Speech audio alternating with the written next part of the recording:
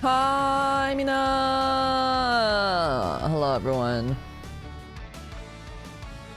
I just, had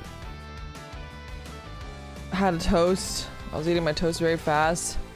I was having some audio issues, so it took me a little bit to start, because I wanted to start at close to noon.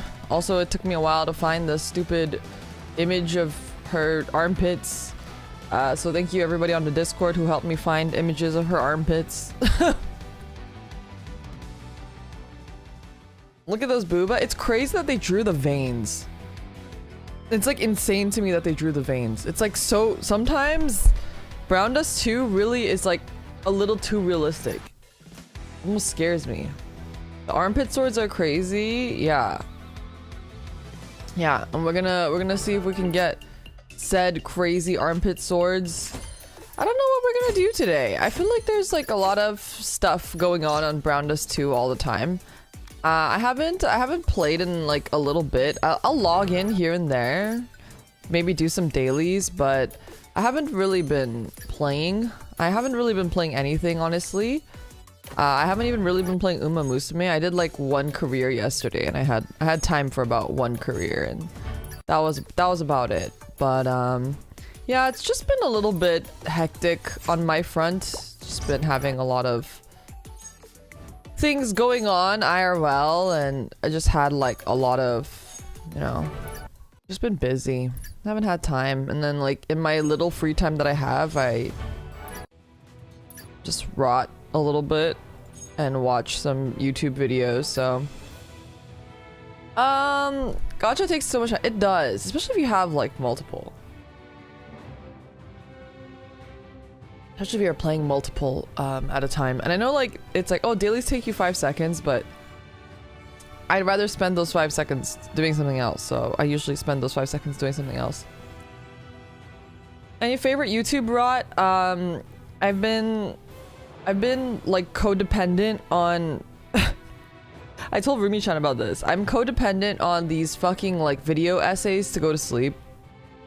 And she's like, you're literally, it's like, you're not gonna be able to sleep normally anymore. And I was like, I think it's too late. I think it's too late. I think there are times where I'm like tired enough that I can sleep normally, but recently I have to listen to random like the history of the Bible. Bible lore. I don't know why, like cults and random stuff like that. I think it has to be slightly interesting to me. So I have to listen to something that seems kind of interesting. Anyway, today's Gorilla stream is going to be pretty short because the goal of the stream is to hang out a little bit, but also mostly to go raid into XB, who is my very good IRL friend. So I hope that you will all, at the very least, give her a sub. Because we actually need her to get to 1,000 subs in like a week, if that's possible. If that's possible, we're trying to get her 1,000 subs in a week so that we can get her rating for the Natsu Matsuri, the Nat Mat karaoke relay. But also because it's her debut and it's really exciting. And actually, the first time she and I hung out, I randomly was like, I think I'd mentioned this to you guys, but I was like, oh, not to make it weird, but I'm actually a VTuber. Because it's so hard for me at this point in my life to talk about anything relevant in my life without telling people I'm a VTuber. I just self-report all the time. Because the thing is, my life right now is just work and VTubing. I don't have time. I think other people who are doing VTubing full time can play it off a little bit better because they can talk about other stuff. But I think for me, like right now, my life is literally just work and VTubing. And it's like, what do you do in your free time? I play games. What kind of games do you play? Like everything. It's like just really hard to talk about stuff, I guess. And so anyway, I was like, whatever, fuck it. We're like friends, and what is she gonna do? Like if she doesn't know who I am, she can't dox me anyway. And I doubt that she doesn't seem like a malicious person. So I was like, yeah, I'm a VTuber. Yeah, I'm a VTuber. Anyway, so I told her I was a VTuber, and she was like, oh, that's really cool. And she was telling me that she actually had always wanted to try VTubing, and she's actually pretty good friends, or like not super good friends, but she has a couple of friends who are also VTubers. But they're like quite big. I don't know if she told them, but so she was like telling me about those things, and we're talking about it, and I was like, yeah, if you ever want to like try or start streaming, and this is before I was Limina, I was like, you can just ask me and I'll give you tips or hints or whatever. And she was like, yeah, I really want to try it. And she was like, I actually already have a model. And then she showed me her model, and I was like, wait, that's so cute. And she was like, yeah, she's like, it's a pre-made model, but it's really nice. And she had like all this ideas and stuff already. So I was like, yeah, you should totally do it. She comes from a background of TikTok, as you can kind of tell if you look at her YouTube feed. She has more of like a TikToking background. And you can sort of see like her TikToking stuff. Her background. I don't really know how else to say it. But she's been posting on YouTube Shorts, and they've actually been doing really well considering that she like doesn't have any other content. And yeah, so I hope you guys will support her. She's really, really sweet and really, really nice. She's really good at singing and also good at dancing. And I really want her to succeed, and I hope that she can succeed. And yeah, I hope you guys will give her all of your support. She's very sweet. So, and she also really likes idols and cute girls. She is an Uma Musume fan. Yeah. I actually haven't even been talking to her recently because I've been so fucking busy. I should message her. Alright, we got a new event, going home. Is she going to the pearly gates? Is this about a Valkyrie going back to Valhalla? Cause that's a little topical, isn't it? Oh, when Valkyries die. Who are we talking about? We're talking about XP. Let me get you her social media if I can find my tab. If I can find my fucking...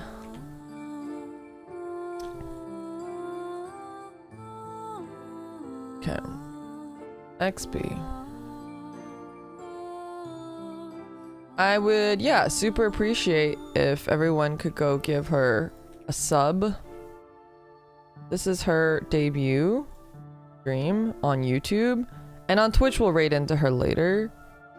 Oh, I guess I could shout her out. Is that how that works? Wait, let me see. What is her Twitch name? Xup.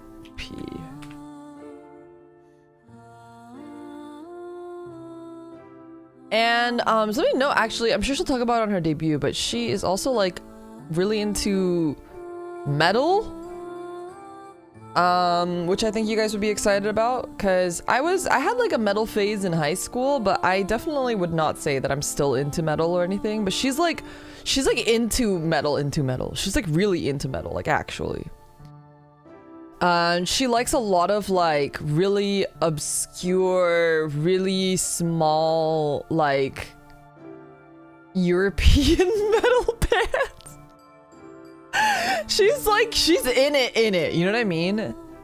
So she's like told me about stuff like that. I don't know much about that side of the scene, but yeah, it's very on brand for her. Anyway, I guess we will get to watch a little story about a Valkyrie going home. Yeah, that's cool. We'll do these random battles first. Actually, maybe I shouldn't do the random battles first. I feel like maybe we should just do this story first, because the story's always gonna take the longest. Oh, it's kind of loud. How's the volume? I adjusted it. I made it a little bit lower.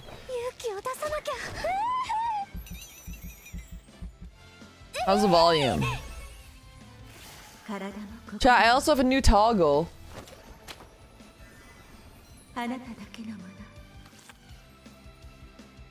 Oh god, that lick was really audible.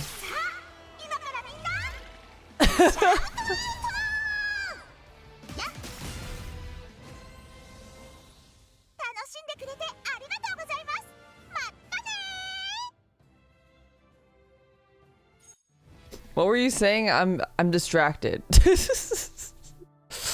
Very distracted. Okay. But we're gonna go into the story. Path of the Valkyrie. Olivia Valkyrie, serving Frelia, receives the Holy Blade, Mistiltine from her and is tasked with destroying the warlocks and saving the Fairy Kingdom. The story is closely tied to the main story of Story Pack 17 and contains major story developments. For best experience, we recommend completing Story Pack 17 before playing the story. Alright, we are very far from Story Pack 17, so that's fine. An unknown land unreachable by any human. This continent, magnificent yet far beyond, lies in a place so distant that even crossing every sea named by humans is not enough to reach it. A realm where winged Valkyries soar, bathed in the gods' radiant blessings. This is the land of demigoddess Frelia, daughter of the goddess Norheia. The Valkyries of this realm devote themselves to the gods with pride and solemn honor. At the heart of the land lies its most sacred site, a towering arena. It's pronounced Mistletoe. Ah. There, two Valkyrie candidates stand face to face, weapons in hand, awaiting the final rite that will mark their ascension as true Valkyries. O Divine Mother, Ilexion, O Heavenly Guardian, Norheia, as your faithful servant and spear, I beseech thee for thy grace. Grant us the dawn after the twilight and light after the dawn. A prayer is given to Ilexion, the mother of all gods, life, and the earth. That is the final rite before the duel between the two Valkyries begins. Though they stand before the great honor and glory becoming full-fledged Valkyries, neither of the two candidates show the slightest sign of fear or nervousness. Frelia's lips slowly curl into a faint smile as she watches over the two. Begin. At Frelia's signal, the two Valkyries charge at each other. Then, after a while, huff, huff. Out of breath already, I knew you were no match for me. Don't act tough, you've been slow on defense this whole time. Ugh. The battle, which started with the early hours, continues on, and before long, the first light of dawn starts to creep in. What started as an honorable match to test each other's strength has now devolved into a struggle to see who collapses from exhaustion first. Their armor lies in tatters, torn and barely clinging on, and barely clinging on. And the spear and sword each one holds have broken time and again. The faces of the watching Valkyries grow increasingly grim. This is no longer a battle for honor and pride. It has become a pitiful struggle for the sake of victory. They all know this to be true, yet not a single one dares ask for Leah to end the duel. All except for one Valkyrie. Aren't there only two Valkyries? Oh, okay, just kidding. There are more Valkyries. Enough! A streak of lightning sunders the sky. Just as the crowd reaches a silent consensus, a new Valkyrie emerges, lightning crackling around her form. With effortless grace, she blocks a deadly strike from both Valkyries, her form a brilliant light at the heart of the arena. It is Oliviera, the faithful wings. Seize, I will not tolerate any further disgrace. Lady Olivier, but the duel isn't over yet. This is the final trial to become Valkyrie, an honored right in your most glorious moment. Yet here you stand, stained with dust, clutching your weapon so tightly that your hands bleed. Do you truly intend to trample each other underfoot just to seize the victor's crown? What are you doing? What you're doing now is no different from the disgraceful way of humans. Humans? Please forgive us. The two Valkyrie candidates lower their heads and step back. Their bodies tremble uncontrollably with fear. But it is not the strength or the figure before them that strikes fear into their hearts. It is the one watching the duel from above, the greatest and most sacred goddess in the realm. What they fear is a severe punishment from Frelia, who harbors nothing but utter hatred for humans. Olivier, you are the only one who truly understands me. Frelia rises silently from her divine seat. Then her solemn voice spreads across the entire arena. My mother, Norheia, the guardian of the heavens, created this trial to choose those worthy of righteously protecting this world. In accordance with her will, the proud warriors who stand beside the gods must be more noble and dignified than any being. Yet in this sacred arena meant to determine true Valkyries, you have defiled that dignity, masking disgrace as the pursuit of honor. This is a disgrace that cannot be forgiven. Punishment must be dealt accordingly. As the goddess speaks of punishment in a voice heavy with solemnity, the two Valkyrie candidates swallow dryly, dread tingling in their chests. Nonetheless, your loyalty is something I hold in high regard, a devotion you have shown in struggling to serve me, even at the expense of your own dignity as Valkyries. In the days to come, I shall prepare another stage to test your worth once more. If by then you fail to restore the honor you have cast to the ground today, I will personally reclaim the life I have bestowed upon you. Yes, Lady Frelia. With that, the Valkyries scatter and fly away. The two Valkyrie candidates who had been anxiously awaiting the goddess's judgment in the arena also leave the grounds to prepare for the next trial. Olivier. A voice so low and faint that no one else in the arena could hear it. But Olivier could hear it clearly, the calm yet stern and even angry voice of the goddess. Yes, Lady Frelia. Stay. I wish to have a word with you. As you command. And so the Valkyrie departs from the arena, leaving Frelia and Olivier alone. For a brief moment, silence lingers. Truly a mystery, is it not? I was born to a mother whose divinity far surpassed my own, a true god who gave me nothing but love. Since the day she left this world, there has been none who stood above me. Not even my father, who was a mortal man. He revered us, his children, until the end of his life, after all. And yet I find myself faltering when before you. Yuri? Perhaps it is because you were the one my mother held closest among all Valkyries. A fleeting wistfulness passes through Frelia's eyes. She must be recalling the briefest moments she shared with her mother, Norheia, moments short even by the standards of the gods. And perhaps it is also because I was once your teacher, Lady Frelia. Yes, that is right. You always held yourself as a stern mentor to Ida and to me as well. But that time has passed. Before the Heavenly Guardian returned to the embrace of the Alexion, she entrusted me to you. By her decree, you are bound to serve me as my Valkyrie. Is that not so, Olivier? Yes, it is as you say. Then tell me, why did you stop the duel when I had not commanded it? Even knowing how deeply I despise humans, you dare call my loyal Valkyries disgraceful like them. Had you been any other Valkyrie, I would have broken your wings on the spot. I have no excuse, Lady Frelia. However, even if the same situation were to arise again, I would do the same. We are proud warriors of Alexion. Actions that bring disgrace to the divine must never be tolerated. A hint of displeasure passes over Frelia's face. Even if it is a command from a god? If it is a command from a god, then all the more so. Frelia suddenly raises her hand. Any other Valkyrie would have recoiled in fear, expecting the goddess to slap them. However, there is not a trace of hesitation or fear on Olivier's face as she holds a look of pride and unwavering conviction. After she confirms this, a smile forms at the corner of Frelia's lips. The wind's been taken out of my sails. How could I bring myself to punish a Valkyrie with a gaze like yours? Frelia grasps the air with her raised hand, causing light to burst forth from the empty space where there should be nothing. In the next moment, the light takes the shape of a blue sword as it materializes in Frelia's hands. I had intended to reprimand you for your offense and deliver punishment, but I have changed my mind. Frosted Flakes, thank you so much for a 2-month sub. I really appreciate it. Instead, I find it more fitting to reward you. I bestow upon you what did you guys say? Misselstein, my mother's sword and the symbol of fidelity. You're entrusting Misselstein to me, but this is Lady Norheia's sword. How could someone like me possibly wield the sacred blade of Lady Norheia? I never considered it mine. I was simply keeping it safe. From the start, I always believed it belonged to you, the one my mother held so close to her heart. The sword of fidelity, Misselstein, Lady Norheia's sacred blade. Olivier, during the last war against the Night World, I came to one truth. The beings of this world are far too fragile and easily tempted. That is why my conviction has never wavered. I will see that this world filled only with the strongest and the worthy. The reason I allowed their duel to descend into disgrace was to prepare them for the war still to come. A warrior who clings to dignity on the battlefield will not survive. A shadow falls over Frelia's face. It is clear she is recalling the dreadful wars she once endured against that terrible realm. However, when such thoughts grow excessive and lead me to folly, having a faithful soul like you by my side to speak frankly is my fortune. Now take it, and with that sword, annihilate my enemies. With a reverent heart, Olivier gets down on one knee and receives Misselstein from Frelia. Receiving a weapon from a god has always been the greatest honor for a Valkyrie. Moreover, it is customary for a god to assign an honorable mission to the Valkyrie upon bestowing a weapon. This not only signifies great honor, but also proves that the recipient is worthy of such an honor. I humbly ask that you bestow upon me a mission, Lady Frelia. I shall devote myself to delivering you the glory of victory. Very well. Recently, I've heard news that fairies are going missing. In pursuit of dark power, corrupted magic, humans are seeking to claim the fairies' magic. My sword descended to the surface, eliminate the warlocks and save my sword descend to the surface, eliminate the warlocks and save the fairy kingdom. Mercy is unnecessary. I order you to annihilate every last one of them.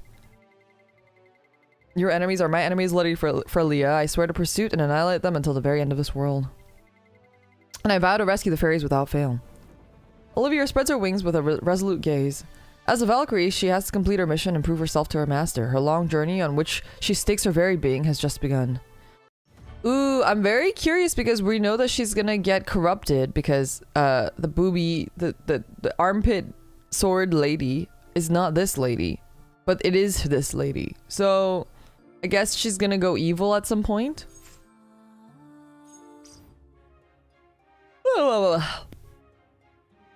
Somewhere on the surface, in a forest far from human reach, at first glance it appears like an ordinary forest filled with dense trees, something one might find on any continent, but those sensitive to magic will be able to sense the extraordinary abundance of mana that resides within. Was this the reason why? I see, so this is the only continent said to still be rich in mana. It seems that tracking the fairies by their magical power will be impossible after all. It wasn't difficult to find the forest in Spurn where the where the fairy kingdom lies. Even Olivier, with her limited sensitivity to magic, can distinctly feel the enormous foreign mana enveloping the forest. The true problem, however, is that the magic power is so immense and overpowering that it obscures any trace of the small magical life forms within. No matter. Misselstein. Misselstein rises into the air upon Olivier's call. Lady Norhea always called upon you when seeking out her enemies. Will you now do the same for me and my lord and find our foes? Misselstein sways gently in the air, offering no reply. Olivier waits for a moment, but the sword remains completely silent. I guess this isn't how Misselstein is used. This way, master. Followed by those words, a tip of Misselstein tilts sideways, pointing towards somewhere deep within the forest. Misselstein, are you responding to my call? It must be that way, think. A sudden swoosh cuts through the air before Olivier can finish her sentence. By the time Olivier comes to her senses, Misselstein has already vanished from sight. I was not aware Misselstein had this kind of power. Surely it is not going to finish my mission for me, right? Ah! Wait, Misselstein, this is not my mission. Oh, this is my mission. Olivier spreads her wings and soars in the direction Misselstein disappeared. With Misselstein soaring in a straight line, Olivier is able to follow it with ease. Following the trail of cuts left on the trees, Olivier beats her wings earnestly until she finally managed to catch up. Misselstein! At last, Olivier catches up to where Misselstein had come to an halt. Before her is a human, a member of the race Frelia loathes with every fiber of her being. And from the tip of that human's finger, Olivier senses something faint yet unmistakable. Dark magic. You're a warlock. Eek! All warlocks shall be exterminated. Though the figure before is a young boy, Olivier shows no hesitation as she swings her sword. She's gonna kill him? Mercy is a luxury not afforded to enemies. Gender and age are irrelevant when it comes to judgment. Ah! Yee! Olivier strikes her sword again and again, but the boy is unharmed. His cries of fear the only sound that resonates. What the fuck? Is this the legendary One Shota? Limina, hello. Welcome, welcome. Olivier raises her sword again and plunges it deep towards the boy's heart. Then she quickly realizes why the boy is unharmed. Ugh. Misselstein's blade has stopped right in front of the boy's chest. Even as Olivier exerts her strength, Misselstein remains unmoving, as if fixed in place with the very fabric of space itself. You savage! I'll never tell you where the fairies are, no matter how much you threaten me.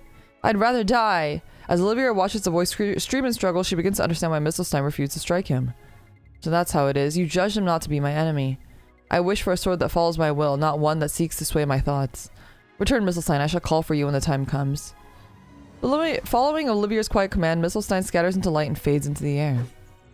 Olivier lets a short sigh and draws her original sword from her waist and points it at the boy. I'll ask you once, are you a warlock? A warlock? Of course not. No, I'm just...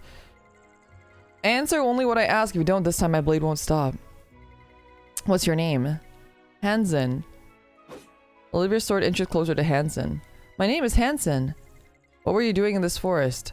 I was researching fairies, but then I told you to only answer what I ask. Why would a human researching fairies possess dark magic? It was to erase the traces of magic because Terra absorbs mana, so then what kind of traces of magics were you trying to erase? The fairies' magic. The fairies' magic? Were you trying to stop me from finding them? No, the opposite. I was trying to keep the warlocks from finding them. I see. Only then does Olivier lower her sword. The boy, who had been tense to his limit, immediately breaks into a fit of coughing as soon as the blade is withdrawn. Human, do you know the way to the fairy kingdom? You're not trying to hurt the fairies, are you? The boy's voice is laced with caution as he speaks. When Olivier lowers her gaze, she spots a dagger fastened at his waist. He too has entered this forest to protect the fairies. Judging by his reaction, he definitely knows the location of the fairy kingdom. He doesn't have the physical ability to harm me, and his mana is limited. It's safe to assume he's hostile to the warlocks. After a moment of thought, Olivier decides to reveal the truth to him. She tells him that she is a Valkyrie sent by a goddess with a mission to save the fairies. So Lady Olivier is a Valkyrie. Thank you for coming down to protect the fairies. I also came here because I was worried about the fairies, but my strength alone wasn't enough. But with a strong Valkyrie like Lady Olivier here, we'll surely have a chance. I can use magic as well, so I'll do my best to help. Of course, I'm still just a research student, though. If you're a research student, are you researching fairies? Yes, I was researching fairies with the support of nobles, though I did rush out when I heard the fairies were going missing. But I'm planning to return once I know the fairies are safe. After all, my dream is to finish my research and become a fairy scholar.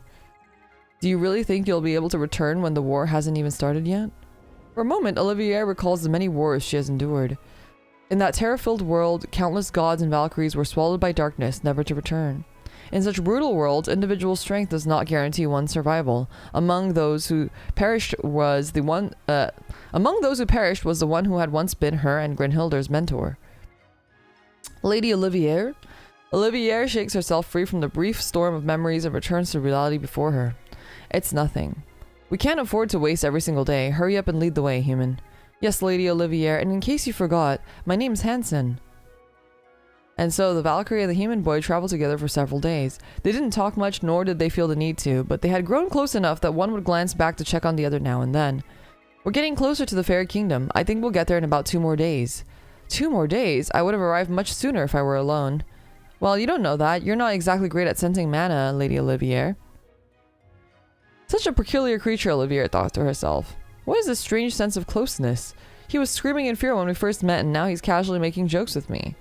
Other than Grenhilder, no one has ever dared speak to me like this. Oh no, this really is One Shota! This really is One... Okay, chat. Who likes One Shota? Be honest. I am not an One Shota... I'm not an One Shota enjoyer. But it's probably because I'm not a man.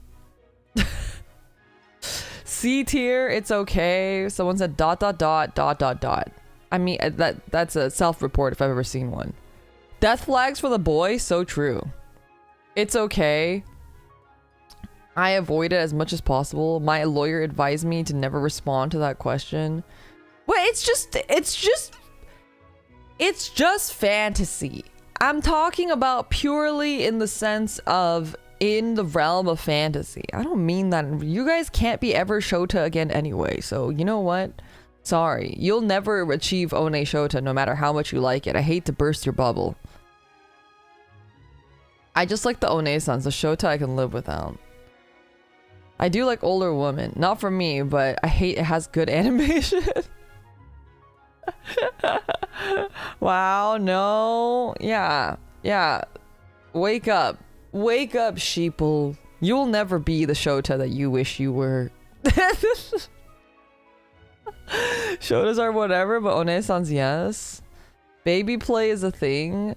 But like, One Shota is not really baby play, right? I would say that it's a little different, right?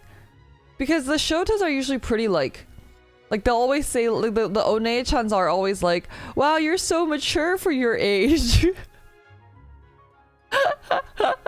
People seek what they cannot obtain. That's true. We can always pay for One-chan experience. Just need to find a lady that's 9 feet tall. I can't let myself grow used to this distance. He's still just a human. A feeble and foolish species easily swallowed by fear, always a moment away from turning their backs on their duty. Time flows by. Night falls over the forest and darkness blankets everything. Olivier and Hansen decide to stop and set out again the following day. Oh, this looks like a good spot to build a fire. I happen to have a few potatoes, so I'll make some potato soup for you. I've told you more than once now. Valkyries do not need to eat. But I heard you can still taste things and feel emotions just as deeply as we do. There's even a record of a Valkyrie who served a goddess and loved tea. That must be about Grenhilder. She was completely obsessed with tea brewed by humans. But that was so long ago I've lost track of the years. Are there really still records about us being passed down? Of course, when I saw you, I thought you were exactly like the Valkyries described in the records. What did they say? Warriors, divine and noble, that appear with the dazzling light of their wings, the most beautiful beings in existence, more so than any life on the surface. I'm serious, you don't have to be so offended by it. It's too late. Hansen chuckles awkwardly, then quickly rummages through his things and pulls out a few potatoes. With a deft hand, he peels the potatoes using his dagger and adds them to the pot before mixing in other ingredients. Before long, the rich aroma of the simmering soup fills the air. Did you prepare my portion as well? Absolutely. I knew it. You were just pretending not to be hungry. Forget it. I was just joking. Please have a spoonful. At Hansen's plea, Olivier reluctantly takes the bowl and takes a sip of the soup. Dude, this is so One Shota. This is like 110% One Shota. And then the Shota is gonna die. And then she's gonna mind break from her little Shota dying. It's delicious. Of course, there were far more noble and refined dishes in Frelia's land. However, Olivier had never experienced such a deep and mellow taste before. I probably would have become a cook if I hadn't discovered my passion for researching fairies. I'm confident in cooking and it also warms my heart when I do it. It's the perfect story. He's literally me? What? It warms your heart. Now that you mentioned it earlier, you talked about hearts and emotions. It is more important to feel that than to taste with your tongue? Of course, it's not just about tasting with your tongue or smelling with your nose. True enjoyment comes from the heart. And it's not just cooking that brings me warmth. Purifying mana, using it to help the fairies breathe, oh, and seeing people enjoy my cooking, that warms my heart too. Is there anything that makes you feel the same way, Lady Olivier? I've never thought about it, nor do I need to. The pride of serving our goddess and the duty to carry out our missions are the only two pillars of which Valkyries stand. Isn't that a bit too cold-hearted? I hope that someday you'll have something like this potato soup too, Lady Olivier. Something warm that can comfort you. Hello, baby cat. Dot! Come here.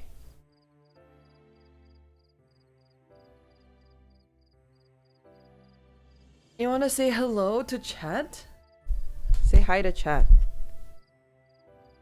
Sometimes if I squeeze him a little bit while I'm holding him, he'll make a noise. He's like a squeaky toy. He's not making a noise. Hi, baby cat. Are you a baby cat? You're a big baby cat. You're so big. You're so big and you're so baby. Do you have any boogers today? You want to show chat your boogers? Oh, you don't have any boogers today. That's a first. Got a little boogie, but it's not that big. Baby cat. Baby cat. He's not annoyed. Usually if I like hold him like this, he gets annoyed and he'll start like, oh no, he's getting annoyed. Baby cat. Baby cat. He's not squealing though. You don't want to say anything for Chad? They're all expectantly waiting for you to say something. Maybe if I touch his paws. No, no, no, no, you can't leave. Can't leave until you say something. The people want to hear. They demand your voice. He's too cool for Chad. Just a crumb of meows. Normally he is really annoyed, but normally he like whines when he's annoyed. Oh, did you hear that? Wait, I don't think you heard that. Frick.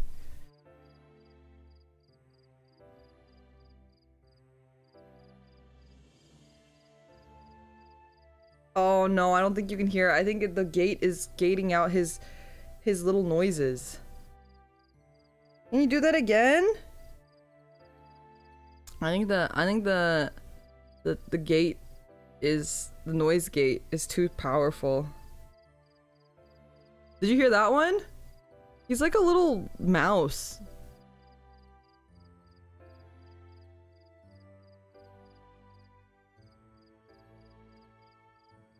He's getting really mad. You mad at me? Oh man, it's not picking. Okay, next time. Okay, you can leave. Next time I'll bust out the. We'll do another cat ASMR. But he's not like a purrer. Audio setup is too good. Yeah, it's for my AC and my loud neighbors and such.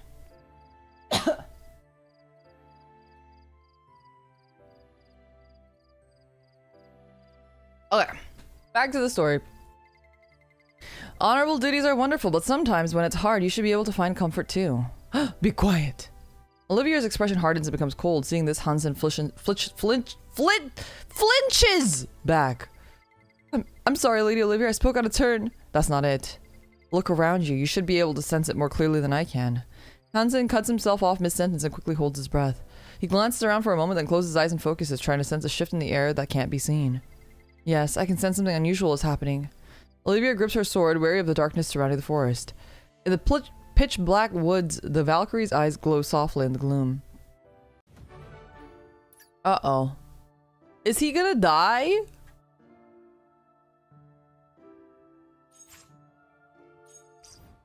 The forest is silent in the dead of night, broken only by the occasional chill of the wind. Still on guard, Olivia turns to Hansen and asks a question. What are you sensing, Hansen? The mana in the air suddenly thinned out. It usually fluctuates, growing thicker or thinner, but this isn't natural. You're saying someone intentionally lowered the mana concentration? Yes, whoever is doing is most likely targeting the fairies. Fairies can't breathe without mana after all. Olivia's eyes sharpen at the mention of fairies being in danger. She's certain that this is the work of a warlock. Countless fairies will die if they aren't able to breathe. We don't have much time. There's no choice but to call Mistelstein.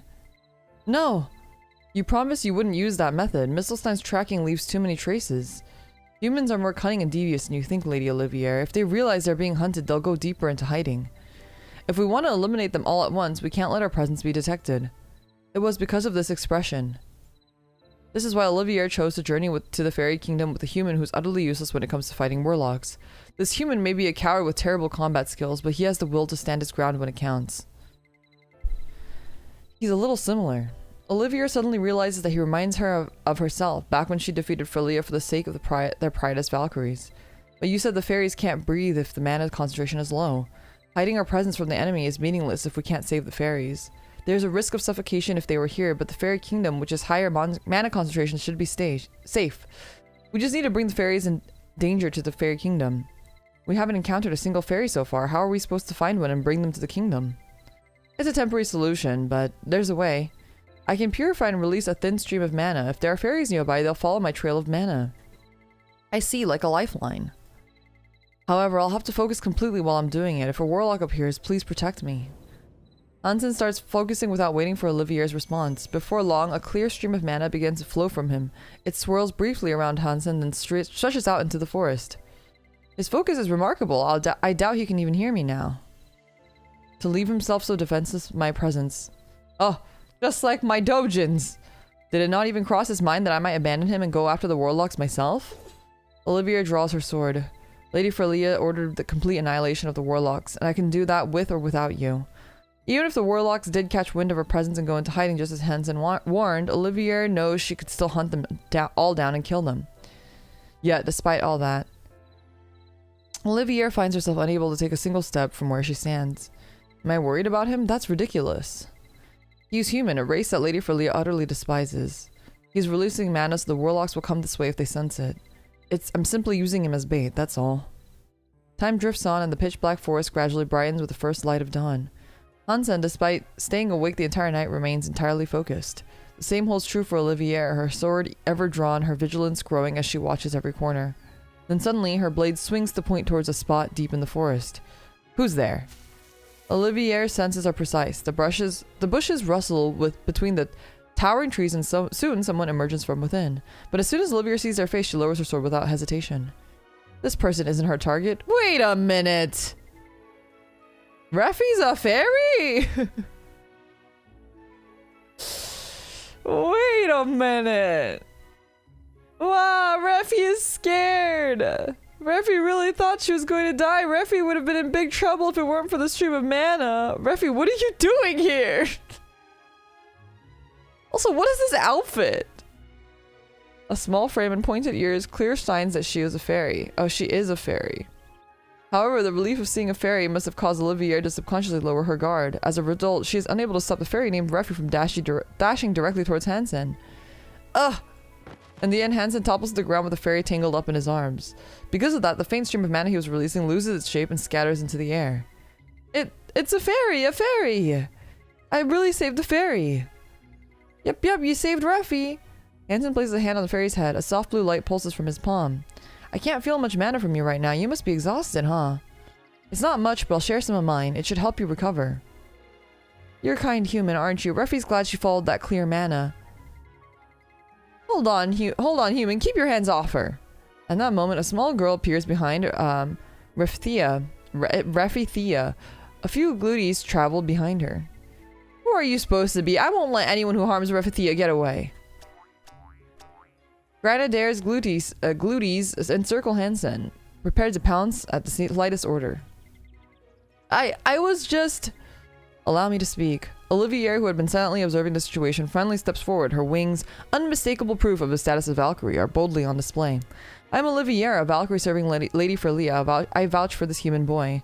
A Valkyrie? Valkyries haven't descended to the surface in centuries. Why is a Valkyrie here? I was sent with a mission to protect the fairy kingdom from its enemies. I'm on my way there, guided by this human Hansen who can detect magic.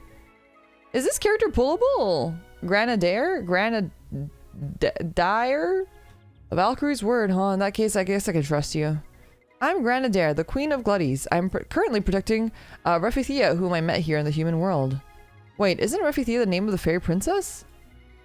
Yes, that's Refithia, but more importantly, we don't have time. We were being chased by warlocks and they'll be here soon. At those words, the smile completely vanishes from Olivier's face. Warlocks are coming this way? Yeah, we need to run quickly. Refi feels drained and miserable when those humans are around. Running away is not an option. All warlocks are to be exterminated. What? You're going to fight them alone? No way! There were loads of warlocks coming after us. Right, and we're too exhausted to fight. We won't be much help, Olivier. No, but probably at some point. Okay, we'll probably get her in the future then. Hello, baby cat. And this human doesn't exactly seem like a fighter. Lady Frelia tasked me with saving the entire fairy kingdom alone. It seems I will have to demonstrate why just one Valkyrie is enough for this job. Just then, the warlocks who have been chasing the fairies arrive. There are at least 5 or 6 of them. There you are, fairy princess! I'm not sure how much use I'll be, but I'll help. Hansen draws a dagger at his waist, but Olivier only glances at him and whispers quietly. You won't need to use that.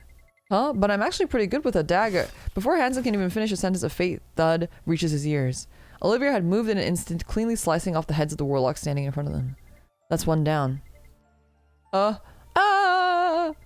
She cut his head off in the blink of an eye. I couldn't even follow the arch of her blade. Olivier makes quick work of the warlocks. Her movements are like flashes of lightning, giving the warlocks no time to cast dark magic or even raise a weapon. Hansen mutters to himself blankly as he stands there with his unused dagger still in hand. So this is how a Valkyrie fights. Olivier is so strong! Olivier sheathes her sword, not even the slightest hint of breathlessness on her face. A moment later, the sound of headless warlocks' bodies collapsing to the ground follows with dull thuds. Let's make haste to the fairy kingdom. We must get there before the warlocks do. Yes, of course. I'll keep guiding you. There's a shortcut this way that fairies use often. Refithia and Grenadier follow behind Hansen as he leads the way. Olivier brings up the rear, covering their backs. But it doesn't take long for their steps to come to a sudden stop right in the middle of a narrow trail. What's the holdup? Did something happen ahead? This can't be. I can't believe this. What in the world is going on? I can't see anything from here. I'll just see for myself. Olivia pushes past the others who stand frozen in place and moves to the front. When she sees what made them stop, she too falls completely still. The world seems to darken, the shock hitting her like a blow to the head. What lies before her are 3 bodies, fairies, likely a family. They're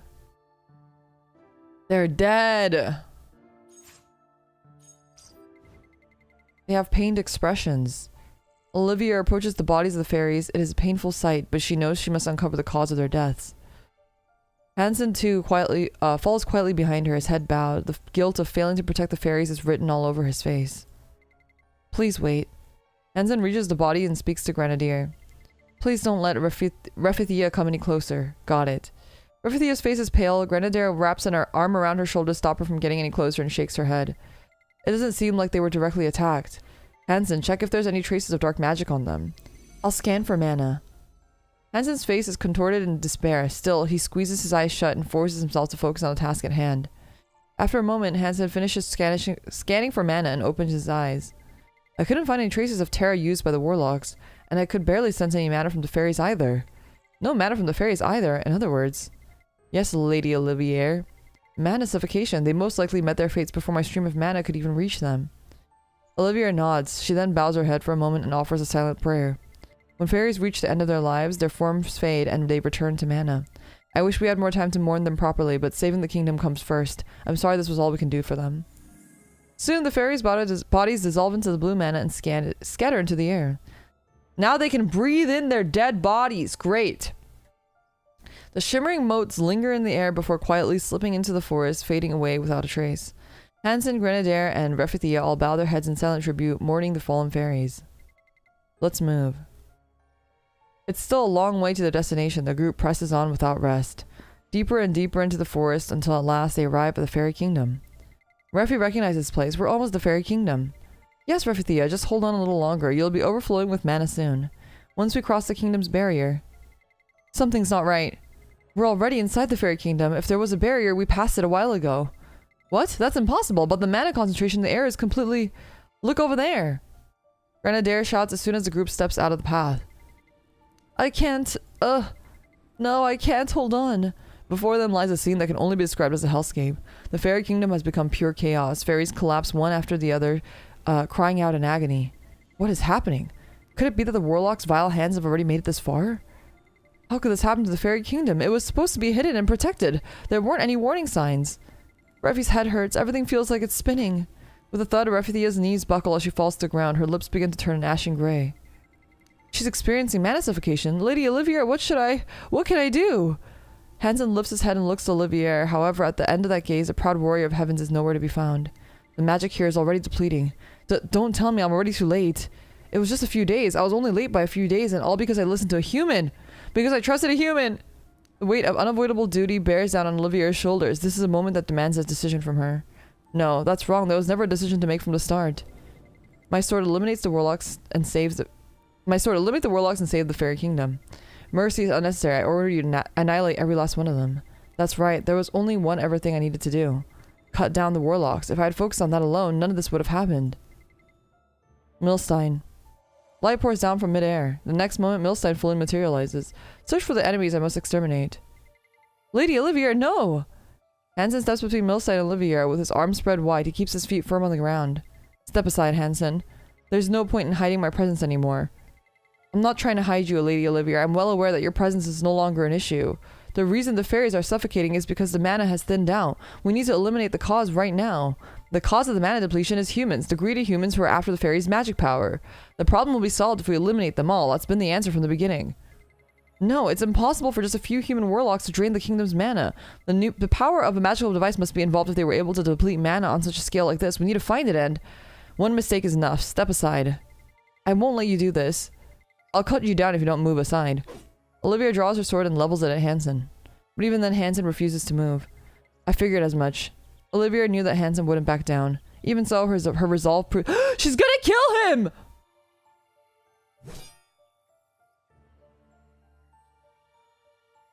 She swings her sword, fully aware that this choice will be her burden and she will come to regret it.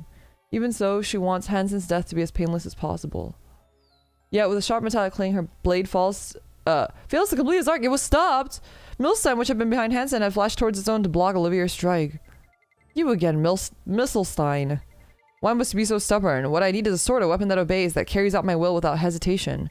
Even if you are the blade of Lady Norhea, even if you are Longinus's chosen partner, I have no need for you if you stand in my way. I will never call upon you again. I won't kill this human, so disappear from my sight.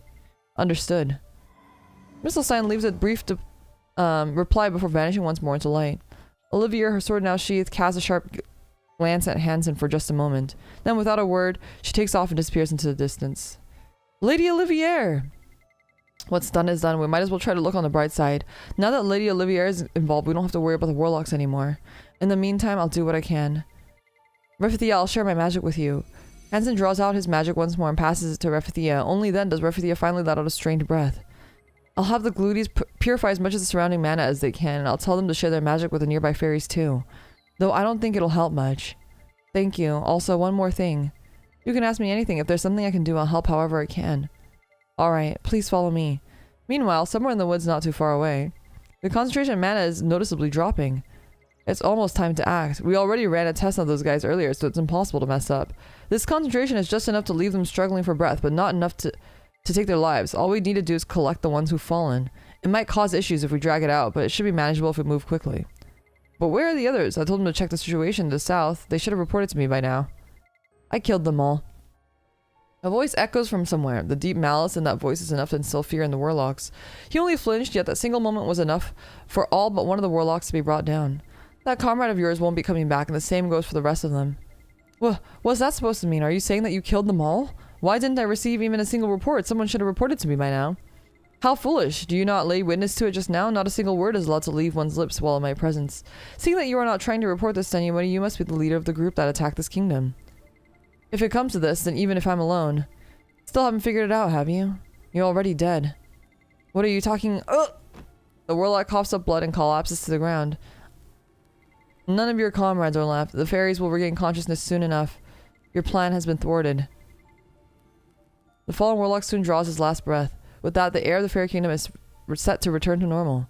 But deep in Olivier's chest, a fierce and inexplicable unease begins to stir. Did he laugh at the end?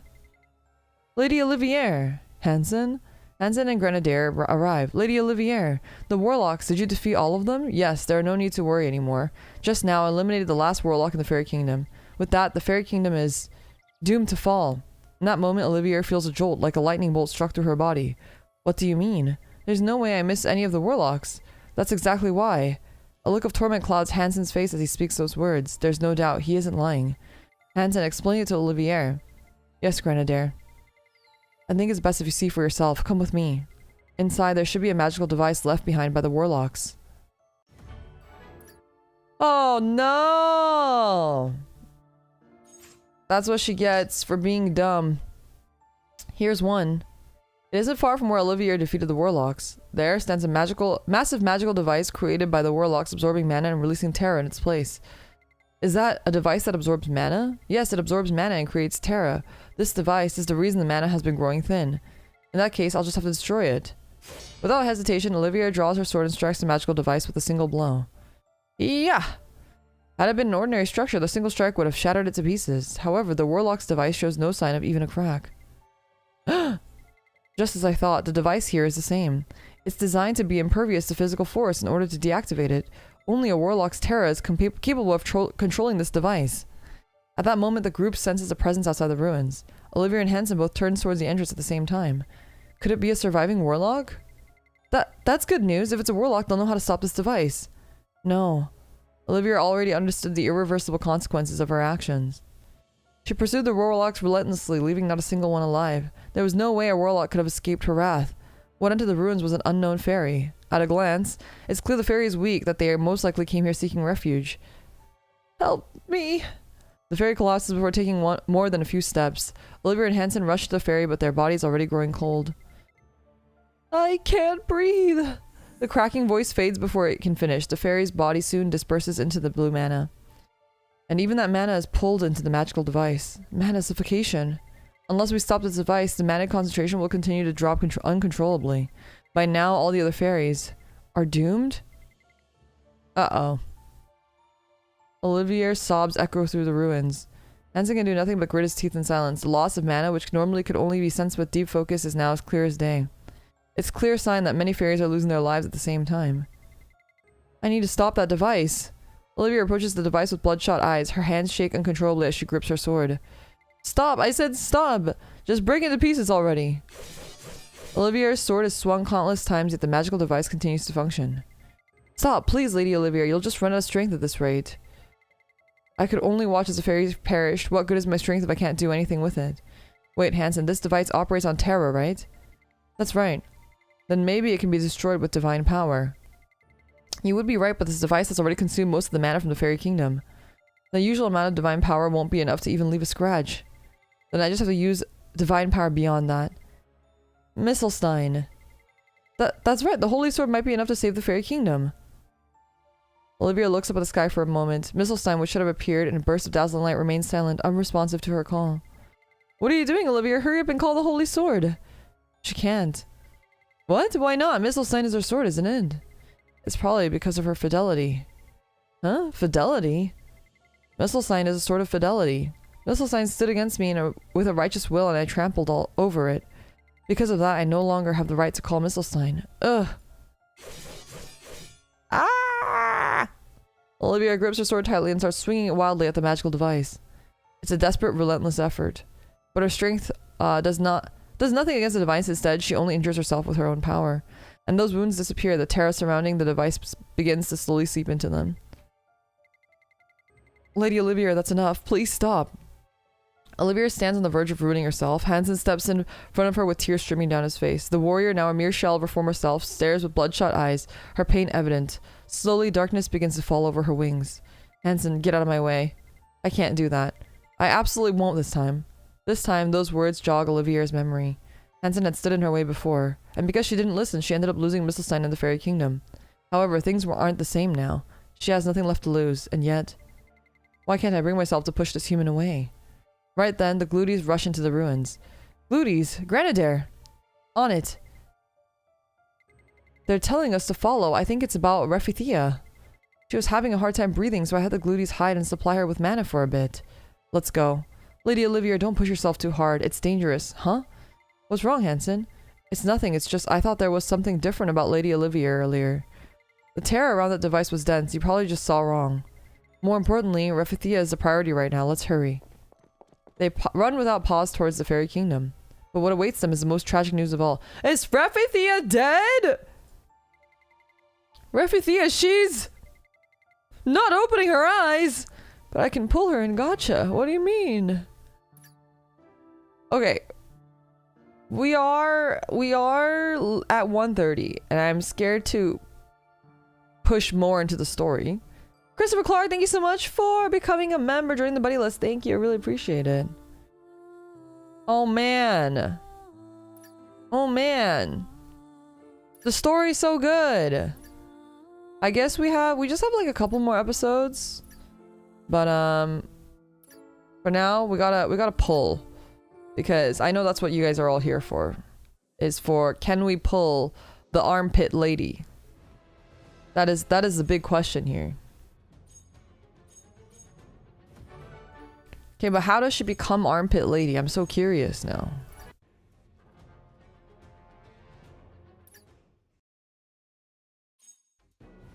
The waki gacha. Alright, we're gonna just do this. What is this?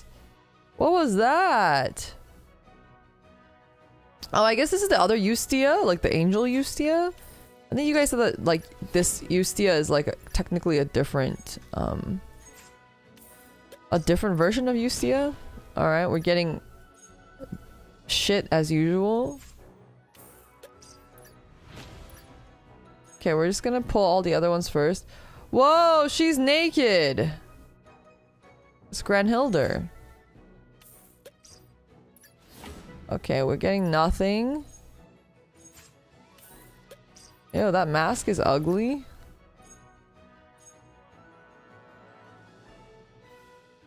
Oh, we have more of these. Oh, we can do this 2 more times. Okay, well, let's do this. We'll warm up with this. Because this one I think is guaranteed, right? Wait, none of these are rainbow though. Why did she so perfecto me?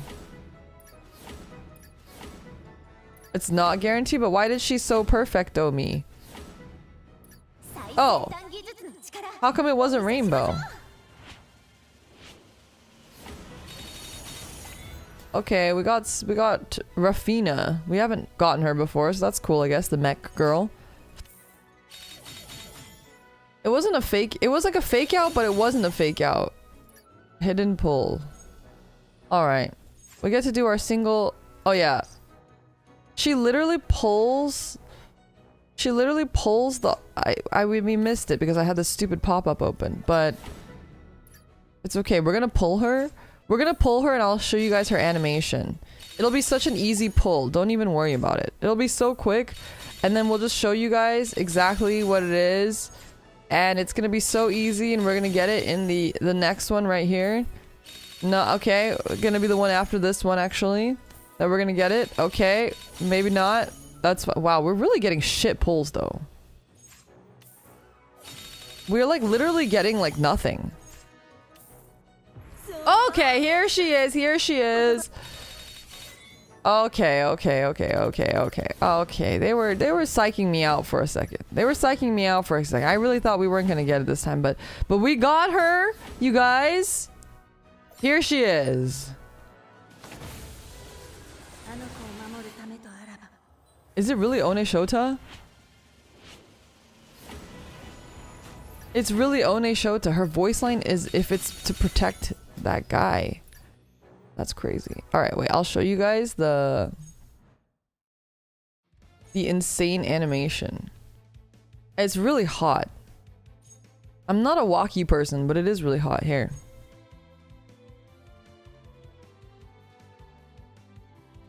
I mean, it's very weird that it comes out of her armpits, but it like, this is really hot. And she's not wearing a top, which is kind of crazy. It's just hair on her boobs. She has like her hair is like glued onto her nipples. I won't question the lore for armpit sword. That's fair. I do like this other Ustia too. Is this allowed on stream? I probably will get demonetized, but that's okay. I actually think my I don't even think I properly set up my monetization. My bag is full? It's possible for my bag to be full? I mean, I should just open these like chests, right?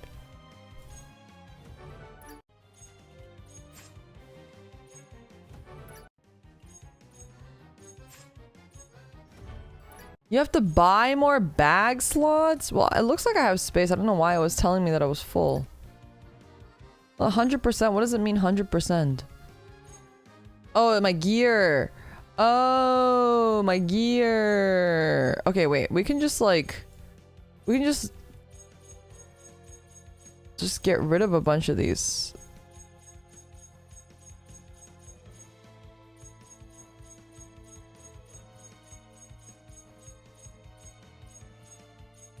We're just gonna dismantle. We can dismantle up to 1,000 of these, so here we go. What'd I do for a click and drag? I know. Okay, we're halfway there. We can do up to 1,000. Imagine clicking this 1,000 times. This is the real. You don't need aim training. You can just boot up Brown Dust 2 and go for aim training like this. Oh, this is gonna fuck up my wrist, isn't it?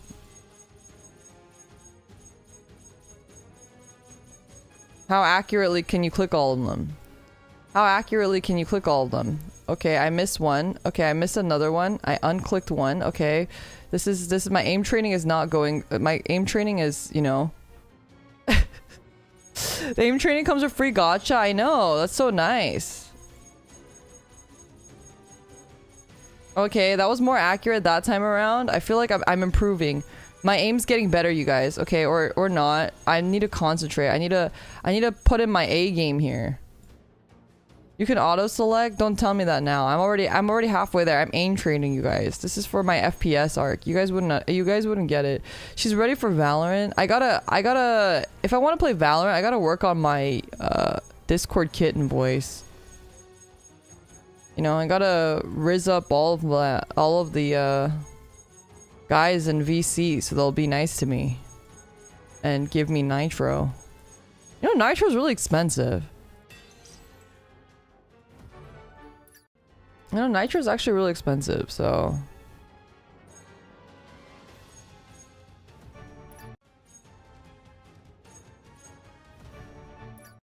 Do your best Discord kitten. What would your E kitten voice sound like? You don't try to bait me. I'm not doing it. Plus my throat is... Genuinely, my throat is not in a place right now where I can do the funny voice, unfortunately. It, like, unironically, like, messes up my voice. Womena. It's not Womena. Women.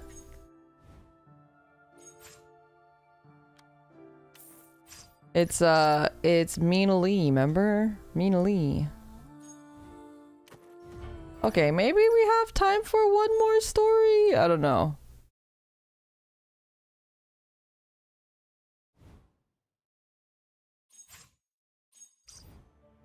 The once beautiful paradise where fairies used to frolic is no more. The fairy kingdom has become a grey, lifeless hell. In the heart of this tragedy, Refithia lies surrounded by the gluties, her eyes closed. There is no trace of life left in her limp body. Hansen! Hansen! Olivia calls out to Hansen in a trembling voice. Though she spoke only his name, Hansen understood at once, swiftly made his way to Refithia's side.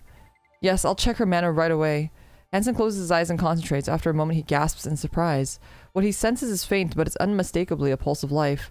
She's alive. Refithia isn't dead. Oh, thank goodness. Does that mean she's just unconscious? What Hansen says next is far from hopeful. No, it's just It's not just simple unconsciousness. To be precise, it's close to a deep coma, a state that is almost indistinguishable from death, yet hasn't quite crossed that last final threshold. What did you say? Olivia and Grenadier freeze on the spot. Refithia is a blessed fairy princess, so she possesses much more mana than other fairies. That's how she managed to survive even as the surrounding mana was lost. She slowly depleted her own reserves. I'm sure the gluties helped her with their mana, but it wasn't enough to sustain her. Then the reason she can't wake up now is because she's out of mana? Yes, only the bare minimum needed to stay alive remains. It's nowhere near enough for her to regain consciousness. She won't be able to wake up unless she's replenished the amount she needs. Hansen, can't you provide her with mana? I'm human, so the amount of mana I can provide is limited, and compared to the total mana capacity of a fairy princess, what I have is like a drop in the ocean. Even if I forced out every last bit of my magic power, it would probably take decades. Hansen's response falls like boulders upon the two. Even the groans of the dying fairies have faded. All that remains in the fairy kingdom is a suffocating silence. The silence hangs for a moment before Grenadier, having made up her mind, speaks. I'll leave with Refithia. Grenadier, I've been away from Gluty Forest for too long. I'll go back with the Gluties and protect Refithia. But the fairy princess belongs here in the fairy kingdom. Olivier, it's time to face reality. Grenadier speaks calmly with a chilling clarity. There are no fairies left here. Even now, the devices are still running. The man in this forest will no longer surge like it used to. Refithia will never wake up if she stays here. No, she might even die. But even now, her mana is still being drained. Have you found a way to stop the devices? Can you call upon Misselstein? Olivia cannot answer. Only her fingertips tremble uncontrollably as she grips her sword. With everything said and done, she has to face the truth. No, she has no choice but to acknowledge it. In the end, I couldn't protect the fairy kingdom nor Refithia. And on top of that, I've lost the right to wield the holy sword given to me by Lady Frelia, so it no longer answers my call. Everything is as clear as day. I have failed. History would record this day as the fall of the fairy kingdom. Grenadier, I have a favor to ask of you. Take Hansen with you to Gluty Forest. I'm sure he'll be of great help if something happens to Refithia. Lady Olivier, are you fine with that, Hansen? Of course, I have to look after Refithia, so there should be enough magic power in Gluty Forest. Then I'll take Hansen with me. He's a human I can trust after all. Thank you. Wait, you only mentioned my name. Are you not coming with us, Lady Olivier? Olivier is a Valkyrie. She'll probably return to the goddess she serves. If that's the case, will she be punished? Wouldn't she? I heard that Frelia is a stricter god than Lady Norhea. I really hope she doesn't receive too harsh punishment. Lady Olivier is the most righteous and strongest being I've ever known. Thank you, but I do not believe I will be receiving punishment. Those words stop Hansen and Grenadier in their tracks. Somehow, they both know that Olivier is planning to leave. As the Valkyrie grows smaller in distance, Hansen stares after her, worry etched into his face. He then shouts out before Olivier is out of earshot. Lady Olivier, you must come back. We'll be in the forest of Gluties. Don't forget. His desperate farewell sound resounds in the air, the echo chasing her and her fading silhouette. Mind break!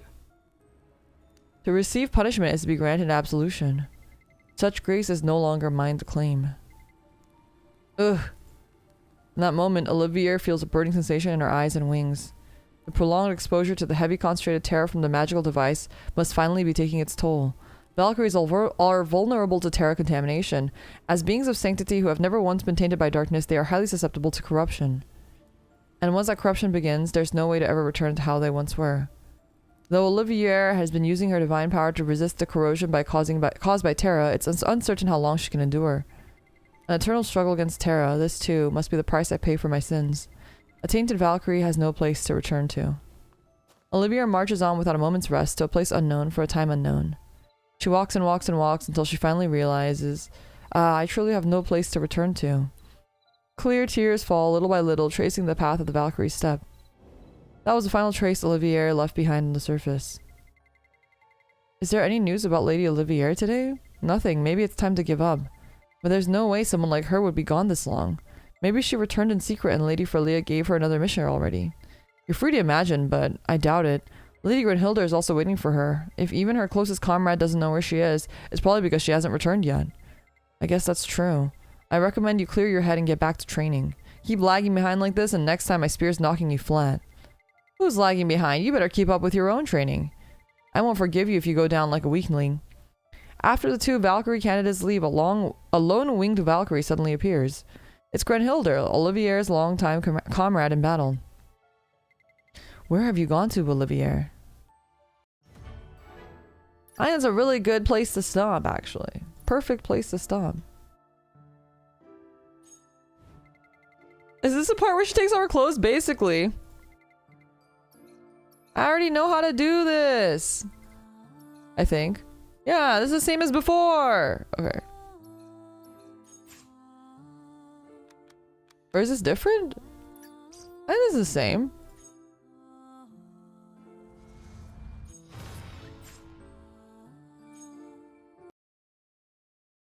What the fuck?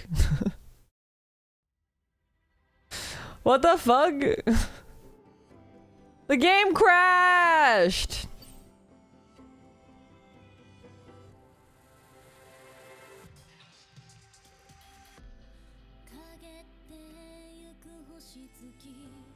Okay, Alt F4. Okay. Well. Yeah, I guess that was a good time to stop. Game heard good place to stop and took it literally. It really did. Okay, wait. Let's see.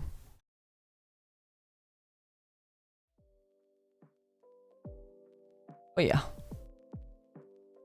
Alrighty, we'll chat a little bit and then we'll raid once her raiding room is up. Speaking of which, let me open that in the background.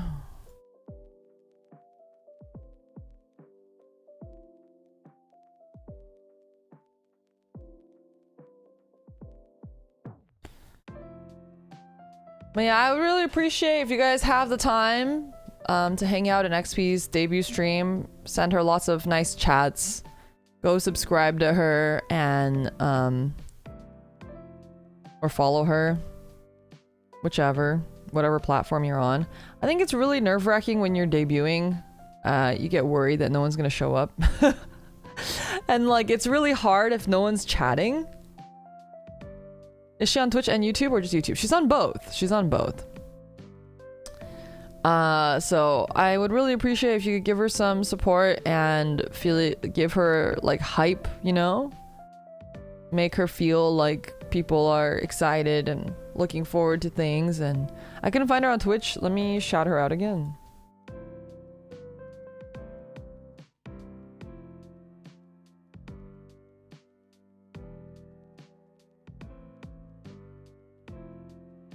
Excited for XP debut? Are you able to raid into her on YouTube? I will be able to raid into her on YouTube, yeah. Though she just can't raid out.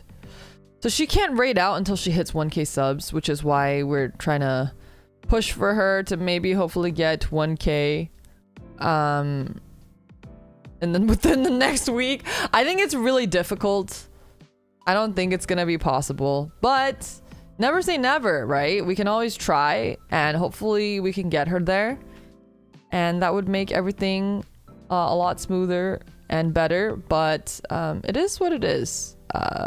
And if she doesn't get to 1k, if you are watching the Nat Matt karaoke relay, be sure to, I believe Mamie is the one that's supposed to raid into her. Go give support and manually raid and be good about manually raiding. I'd really, really appreciate that. Yeah. Stream was fun. I hope you guys enjoyed the story. I think Brown Dust 2 has really awesome like event stories. It's just so hard to catch up on the main story because I'm always behind on the event story. And obviously I'm like, ooh, new thing, event. Child saw multiple people getting mutilated in front of him and didn't even flinch. He's just built different. What can I say? And I'm excited to be playing Brown Dust 2 again. I know Brown Dust 2 is like not, you know, a super popular game. I know a lot of people don't play it. I haven't really had a lot of time to play it myself recently, but I do really enjoy the game a lot, so I'd love to play more. I'd love to continue playing. I just need to find time to make time. It's a very pretty game to admire from afar. Yeah. What did you guys think of the story today, by the way? Did you guys enjoy the story today? You're the Brown Dust 2 streamer now? It was crazy because I tried looking for Brown Dust 2 content today to like screenshot, but there really isn't that many.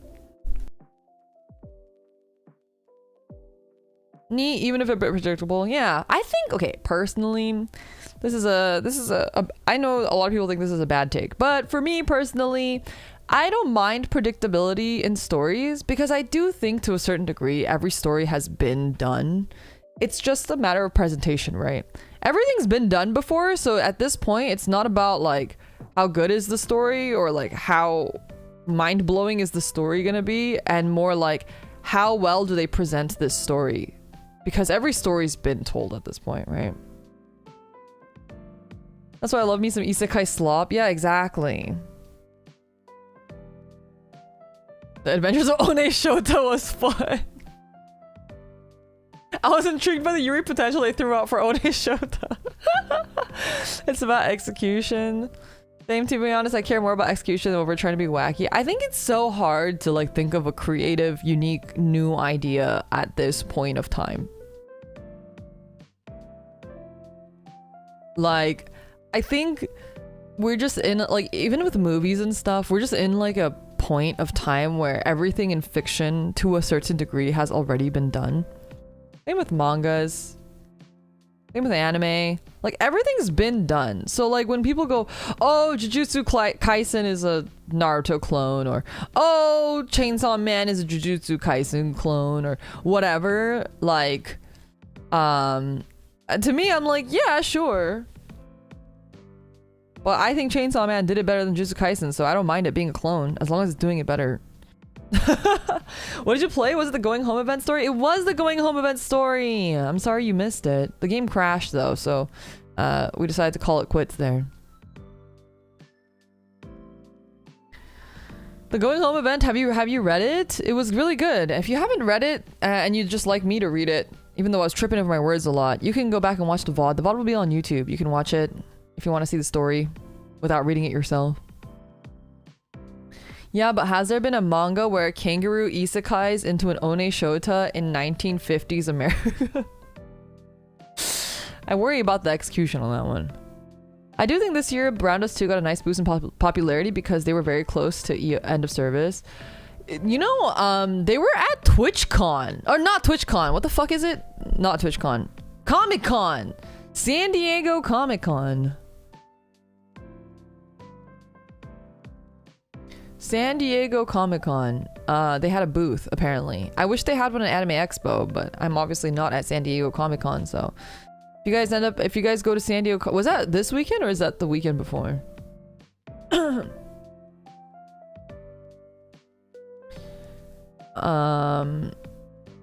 Uchikoshi and Yokotaro have been cooking, but they're also known as... So I think, like... I feel like their stuff is very good, but I think they're also just in the realm of, like...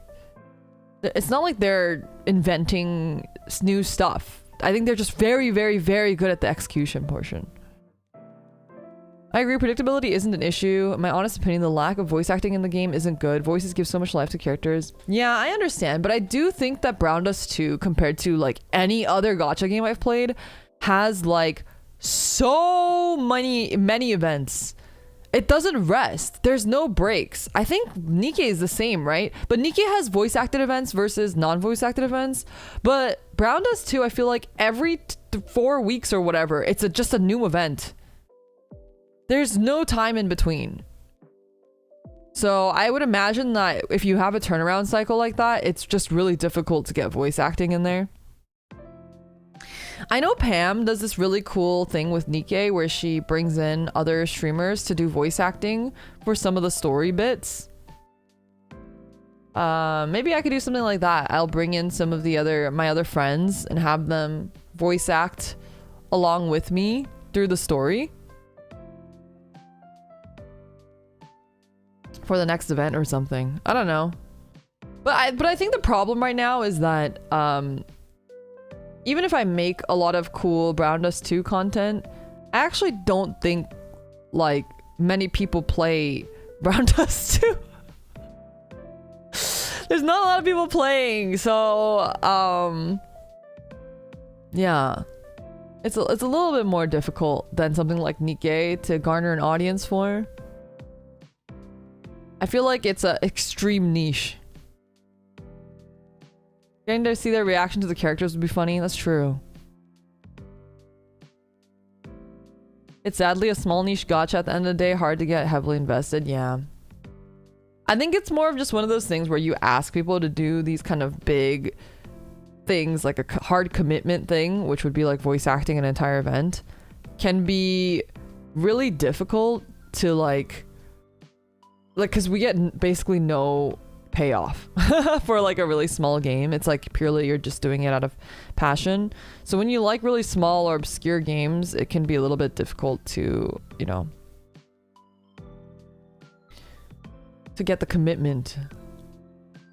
To be fair, Nikkei did have your 2 best girls in the new summer event too. That comes out like in a little bit, right? I really do.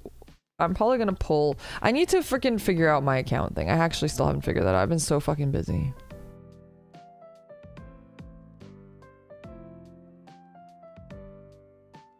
It's out now? Didn't it come out today?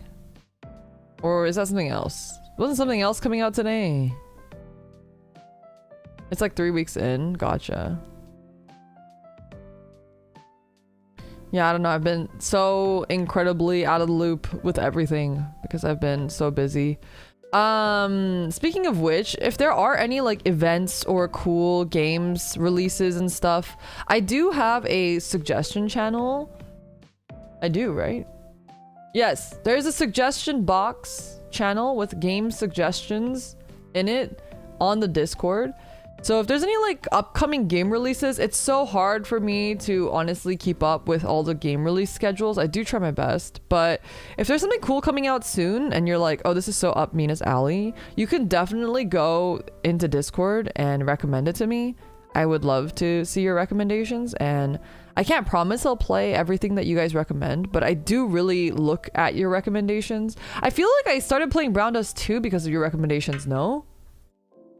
I feel like there's a couple games that I've played because of your guys' recommendations. So anyway, please feel free to send me suggestions there. And yeah, I don't know. Gacha games are really fun, but it is really hard for me to keep up. I feel like it's something that you really do have to do every day, or at least like once a week.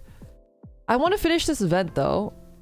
So we will try to play more of this event. My schedule's kind of fucked. I think next week I have like a bajillion... I have a bajillion collabs. I have like 20 million collabs next week, and we have the NatMat karaoke relay next week. And I'm doing some stuff for the NatMat karaoke relay that I will be finishing after the stream, which is why it's which is why I've been so busy too, on top of like my freelance and on top of my regular day job. And I feel like I'm probably getting my period soon or something, because this week has been rough on the mental. And usually when the week is that rough on the mental, it means that it's Shark Week is coming up. Juggling more than 2 gachas might as well be a side gig. So true. Thank you for stream. Yeah, we're gonna hang out. Wait, she's pushed it back? Wait, am I crazy? Wait, it's always been 3 p.m.?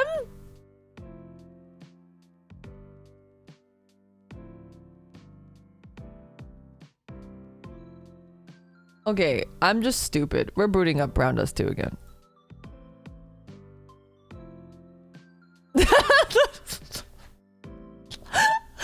I think in my brain, I just normally stream at 2 p.m. So I just saw her thing and I was like, yeah, 2 p.m. Yeah. Dude! Okay, wait, give me a second. If that's the case, I'm gonna boot up the stream. And I'm gonna get more water though. So I'll be right back. Let me BRB really quick. 1 second.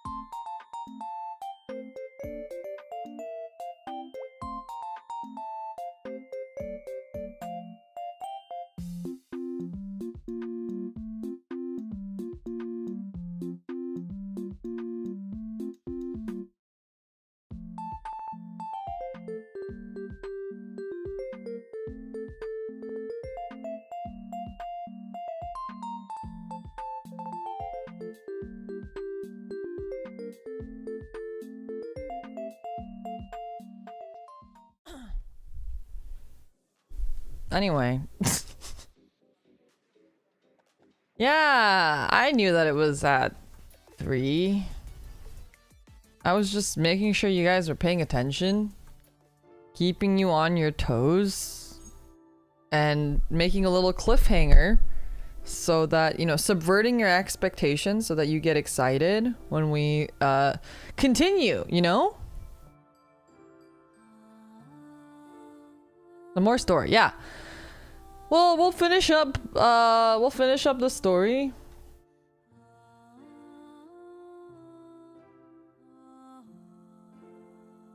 1 second.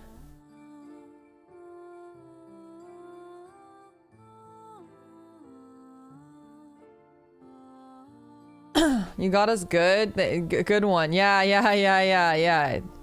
I know. I'm just a master planner. What can I say? What can I say? Alright, now we're gonna find out why the swords come out of her armpits. Yippee!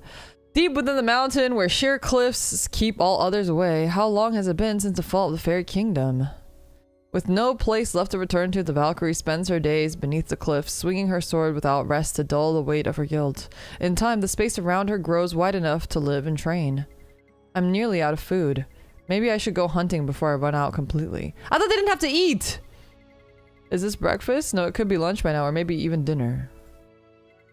Not that it matters. Time, seasons, years, they're all meaningless anyway. The meal ends with a few dried berries and roughly sliced pieces of meat.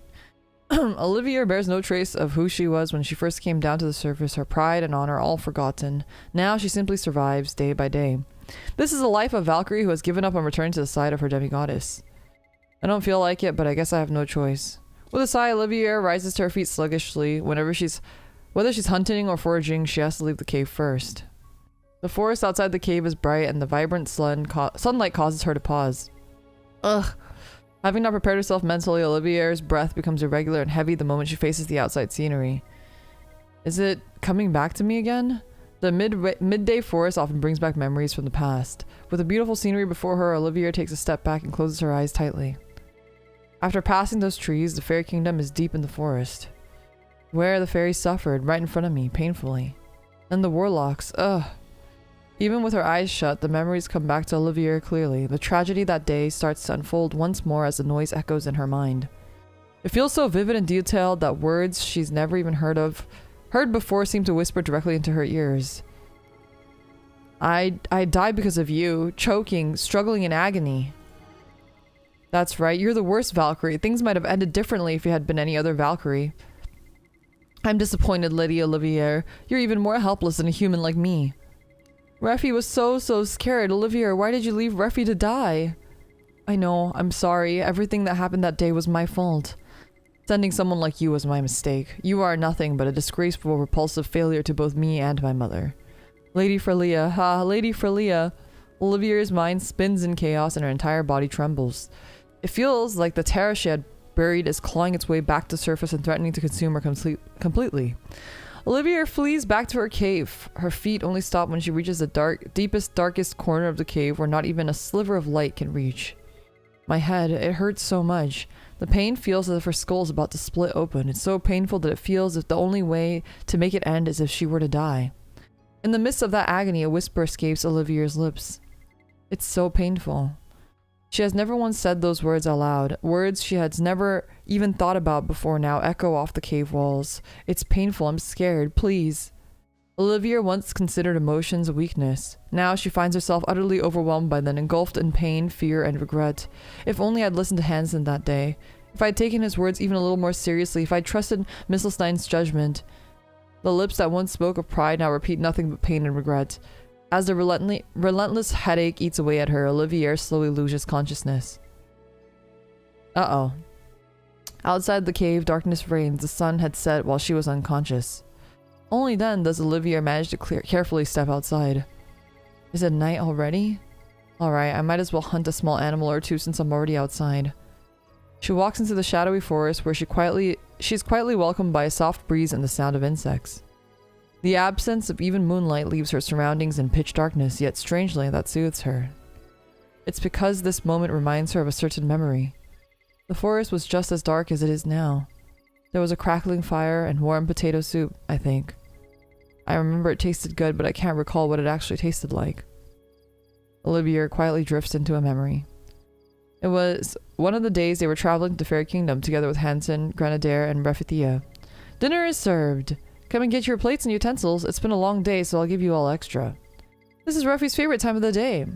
Stew, skewers, and roasted fruits. The smell alone is amazing. You're really like a top-tier chef among humans, Hansen. Grenadier, are you going to eat your roasted fruit? If not, can Refi have it? There's no way I'm giving it up, even if it's you, Refithia, especially when it tastes this good. But Refi wants another one. What about you, Olivier? Huh? She's already finished hers while we were talking. I grilled plenty, so there's more than enough for everyone. Here, let me put more on your plate. Careful, it's hot, so eat slowly. It wasn't an especially remarkable day, just an ordinary one along their journey. Yeah, she doesn't need to eat. I don't know why she's hunting. Maybe she's like looking to feel anything. She just wants to feel something, and all she remembers is Hansen's cooking was really good, so she's just trying to feel something, you know? But it wasn't enough. It was enough to stir something new inside Olivier. After the fall of the Fairy Kingdom, Olivier chose to cut ties with the world and seclude herself. Should any thread still link her to the world, it would be this: Olivier had begun to cook. I miss those days. Olivier stands there for a while, then slowly looks around the forest. This is like internet people. She's like becoming a hikikomori. This is what happens when you don't touch grass, you guys. This is a lesson. If you don't touch grass and you don't see people, this is what happens to you. You get mind broken. You become crazy. You start making shit up about what other people say or think about you. It's so real. The ancient tree roots and new tender sprouts beneath them quietly speak of the time that has passed. Now that I think about it, how many years has it been? Hansen was human. He might have grown old and passed away by now. I never got to say thank you. She returns to her cave in silence, a trace of loneliness in her steps. She hadn't caught a single animal. But when she arrives, unexpected visitors await her. Glooties? I've seen you guys before. Did Grenadier send you? It's hard to believe. Olivia questions whether what she's seeing is real or just a dream. But the feeling of them tugging at her hem of her clothes is far too vivid to deny. This isn't a dream. They're real. Right, Grenadier must be calling for me. Could it be that Refithia has awakened? If not... Suddenly a look of seriousness fills Olivier's eyes. It could be a crisis, just like back at the Fairy Kingdom. Oh no! You lose the power of your holy sword? Nah man, my holy sword is becoming even more powerful in my alone time. What can I say? My holy sword and my right hand that wields the sword. The only people I need to see are VTubers on the screen. You're literally gonna turn into an evil person. That's how you turn evil. And swords grow out of your armpits? Yeah, exactly. That does happen. That is a side effect of that. Chat, what does she mean by that? The unholy sword? Nah, man. My sword is holy. I don't know what you're talking about. Are you telling me to hurry? The Glooties seem frantic, as though every second counts. They pull at Olivia desperately, almost as if they're sending out a distress signal. Something must have happened in the Glooties forest. They might be in a battle so dire they need my help. Though I don't know if they still see me as someone they can trust. Olivia makes up her mind and gives the Glooties a firm nod, a silent request to lead the way. There's no room for hesitation now. The Glooties dart off like arrows and Olivia follows close behind. The ground blurs beneath her feet as she runs at full speed. They reach Gloody Forest in less than a day and a half. So this is Grenadier's land, the forest of the Glooties. It doesn't seem to be tainted yet, thank goodness. We made it in time. What is it? Growl! At that moment, the Glooties all turn in unison and make a loud sound. This is their way of greeting their queen. You've come, Olivier! Grenadier! It is a reunion after such a long time. Grenadier greets Olivier like an old friend. Don't get me started on how many Glooties I sent out to find you. You'll understand soon enough, but we desperately need your help right now. Thank you for coming, Olivier. I've missed you. A smile spread across Olivier's face as well, a smile she hasn't worn in a long time. I miss you too. Before Grenadier can respond, a small figure appears behind her! What about Refi? Did you miss Refi too? Refithia! Olivia recalls her last memory before going into seclusion. Back then, Refithia could barely breathe and was incapable of waking up. And now, like a miracle, Refithia is standing before her. You're awake? I can't believe it. But how? She couldn't have received enough mana to regain consciousness. We'll explain that part later, Olivier. Right now, warlocks are on their way here. Warlocks again? There's no time to say how much they've missed each other, nor a moment to express their joy at being reunited. More urgent things demand their attention. Olivia silently readjusts her grips on her sword. Are they after fairies again? But how do they know Refithia is here? As you know, Refithia is the princess of the fairies. The pure and immense mana she possesses is enough to identify her as its owner. And when she awoke from her long coma, it caused a massive surge of mana. Isn't Refi amazing? Everyone knew Refi woke up and celebrated it. Yeah, but the problem is, not everyone is celebrating it with good intentions, Refi. The surge from her awakening, they must have tracked it to this point of origin. I'm sure it's the same group that targeted the Fairy Kingdom last time. In the end, I wasn't able to eliminate all of the warlocks completely. Olivier, but this time will be different. Olivia looks at Grenadier and then at Refithia, the Glooties trembling in fear behind her. This time, a sense of duty to protect them rises within her. It has nothing to do with Frelia or any mission. It is Olivier's own genuine resolve. I won't let the warlocks even set foot in this forest. I never want to feel that powerless again, watching everything I swore to protect slip away before my eyes. This time Refi will help too, and we've got another really strong ally on our side. An ally? At that moment, several Glooties came rushing towards them in a hurry. They were the ones Grenadier had sent out to scout. The warlocks are approaching. They're coming from all three paths that lead into the forest. And they even brought fiends we've never seen before. It looks like they're determined to capture Refithia for sure this time. So it's going to be an all-out battle. In that case, I'll take the path with the strongest one. Refithia, I need you to lure the others to me. Okay, you can leave it to Refi. Grenadier blinks in disbelief. Olivia asked for help? I wouldn't have been surprised if she rushed off on her own, saying she would handle it by herself. Instead of going about her mission or duty, she's looking at us properly as actual individuals. I never imagined that even a Valkyrie could grow. Grenadier, gather the Glooties and make them distract the closest group. Alright, I'll try to slow their advance as much as I can. I'll make it in time this time, I promise. The three of them part ways once more, each heading down their own path. All they can do is look back at one another silently, hope for each other's safety. This should be far enough. Olivia takes position at the edge of the forest path and waits for the enemies. It isn't long before they appear, warlocks accompanied by a giant fiend. Grrr. Yes, this is a day we've all been waiting for. Soon, the fairy princess will be within our grasp. A giant fiend, and that warlock doesn't look ordinary either. Meanwhile, I've spent too long in seclusion. On top of that, I can't fully draw on the power as a Valkyrie, since that'll only worsen the corruption being caused by Terra. Which means there's only one option. Olivier decides to launch a surprise attack. What? What kind of coward is attacking us from behind? Olivier moves with light steps as she circles behind the warlock. Not even her shadow can be seen as she remains completely out of sight. It's ironic to hear a warlock call someone else a coward. But it doesn't matter. I lost my honor and pride a long time ago. Following Olivier's cold voice, the warlock's neck snaps. He is shoved into the fiend's mouth without even letting a single scream. That's your last supper. The fiend is a grotesque fusion of various beasts created by the warlocks. The sounds of different animals overlap as it lets out a chilling and agonizing cries. It is suffering. Without hesitation, Olivier drives her sword into the spot where its heart should be. This is the only way to end your suffering. Once the massive body on the fiend finally collapses, Olivier pulls her sword out. Pull out game strong. One of the 3 paths is secure now. What happened to Refethia? Could she have been captured by them? As if to dispel her worry, Refethia appears from the opposite path, happily skipping across. You're so slow. Come on, play with Refy properly. Oh, you slippery little brat. If we weren't under orders to keep you alive, you'd be dead already. Eh, you're tired already? Boring. Refethia. Oh, Olivier. What do you think? Refy is doing a good job, right? Refethia smiles innocently, but Olivier can't return the smile. Behind Refethia, the warlocks begin chanting spells as they chase her. If we can't kill her, then it should be fine to knock her out. Refethia, watch out! A massive ball of magic energy forms as if it were a cloud filled with poison. Just as a magical mass is about to engulf Olivier and Refethia. Dear me, I can't let you do that. Clear mana as bright as sunlight spreads out, and the black cloud-like mass of magical energy melts away in an instant. It's Hansen! I keep thinking of what is it Zoolander? Isn't it Zoolander where his name is Hansen? That guy's name is Hansen? Am I making that up?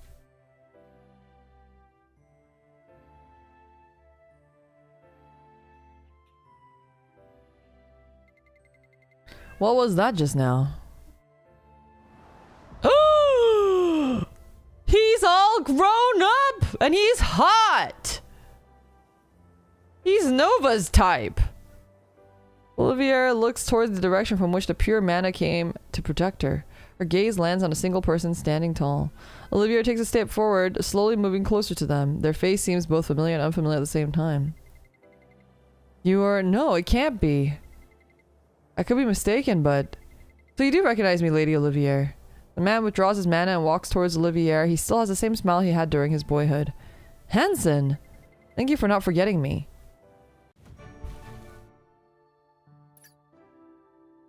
One Shota dreams are over. The time Olivier spent in seclusion was about 20 years. That isn't a long period for a Valkyrie, but for a human, it's about time for a boy to grow into an adult. Then Refethia was able to wake up because... Yep, it's thanks to Hansen that Refy was able to wake up. Refy could feel it even though she was asleep. Hansen kept giving his pure mana to Refy little by little. Didn't you say it'd take you decades to fill Refethia with mana, Hansen? Did you actually do it? It must have been like trying to fill a vast lake. It was my duty. Oh, he's so handsome. 20 years ago, I ran off with nothing but the resolve to protect the fairies, and from then until now that resolve has never wavered. Hansen's gaze as he answered remains just as steady and resolute. Olivier has no choice but to acknowledge him now. Yes, it seems you've grown enough to fight by my side. It'll be an honor to fight alongside you. Refethia, you did well. Leave the rest to us. Go find a safe space deep in Glooty Forest and hide there. Okay, Refy's good at hide and seek. Hansen draws his magic sword and takes a battle stance. Staggering back to their feet, the warlock Hansen brought down with his might begins closing in. This is not a battle they can afford to drag out. Glooty Forest could be put in danger if they waste too much time here. Olivier gives Hansen a signal with a glance, and Hansen promptly nods. Over here. Huh? Hansen's magic sword pierces cleanly through one of the warlock's necks. Olivier steps in front of Hansen and levels the point of her sword straight at the warlocks before they can counterattack. Without taking her eyes off them, she asks in a low voice, Hansen, ready? All set. At the same moment Hansen answers, Olivier drops low and the magic swords Hansen conjures fly forward, striking the enemies dead on. Take him down first. He's just a lone mage. If we all attack at once, I won't let you. Before the warlocks even realize it, Olivier is already in front of them. She had used the momentum from lowering her body to open Hansen's line of sight to propel herself forward. The warlocks don't even get to take a single step before tumbling to the ground. Olivier's cold voice falls over their writhing forms. I won't listen to any last words. Soon after, the warlocks meet their end at the tip of Olivier's sword. Now, let's head to the final path. Lead the way, Hansen. Hansen quickly heads towards Glooty Forest, with Olivier following behind him. Olivier can't help but to notice his back is broader than when she last saw him. Oh my... Classic. This is like every young adult female smut novel. They always say shit like this. BD2 doesn't release male characters anymore. The last was on the Goblin Slayer and the collab.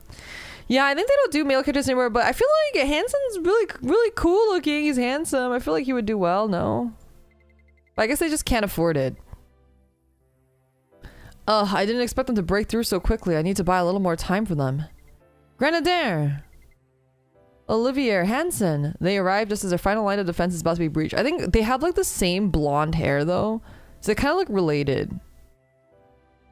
I know that's just anime logic, but I can't help it. They look like mom and dad. I mean, I guess they could be like married mom and dad, but you know what I mean? Don't they look like and then they'd have like a daughter who's like the princess of some kingdom. Now we have incest. No, that's not what I mean. No one's Shota. What's even the point? And if this line falls, Glooty Forest will inevitably meet the same fate as the Fairy Kingdom. But strangely, Olivier is almost certain that they'll win. Olivier and Hansen face the warlocks with Glooty Forest at their backs. You can rest easy now, Lady Grenadier. I'll definitely protect you this time. Alright, I trust you. Now's our chance. Don't they not want to kill the warlocks? Maybe if they don't kill the warlocks, they can go back and fix that machine. Or has someone else not fixed that machine yet? Is that machine still just like fucked over? Like what? Maybe they could bring back the Fairy Kingdom. Let's go. At last, Olivier raises her sword. For the first time in her life, she fully entrusts her back to someone else. The battle continues until nightfall. Then, with the fall of the last warlock, the forest falls silent once more. The invaders have been driven out. I'm glad we were able to protect Glooty Forest. Everyone, words can't express how grateful I am. Especially you, Olivier. You were so good. It's hard to believe you've been in seclusion all this time. Maybe it's because I finally had a reason to take up my sword again. Come to think of it, Hansen, have you been living here this whole time? Yes, that's right. Wait! Oh. Clatter, the lid of a pot begins to rattle violently. Hansen jumps to his feet and hurries over. A campfire crackles at the center of the forest, clearing where they sit gathered. A pot filled with Hansen's simmering stew hangs above the campfire. This is what Olivier had always longed to see, more than anything else. Is it ready yet? Reffy's hungry. It needs to boil a little more. I'll give you the first bowl once it's done, Reffithia. Huh, I'm starving. Reffithia paces around the campfire, clearly bored of waiting. Hansen watches her with a smile and gives the pot a few stirs before returning to sit beside Olivier. If I told this to someone, they'd probably laugh. Fairies live so much longer than humans, so who's really protecting whom?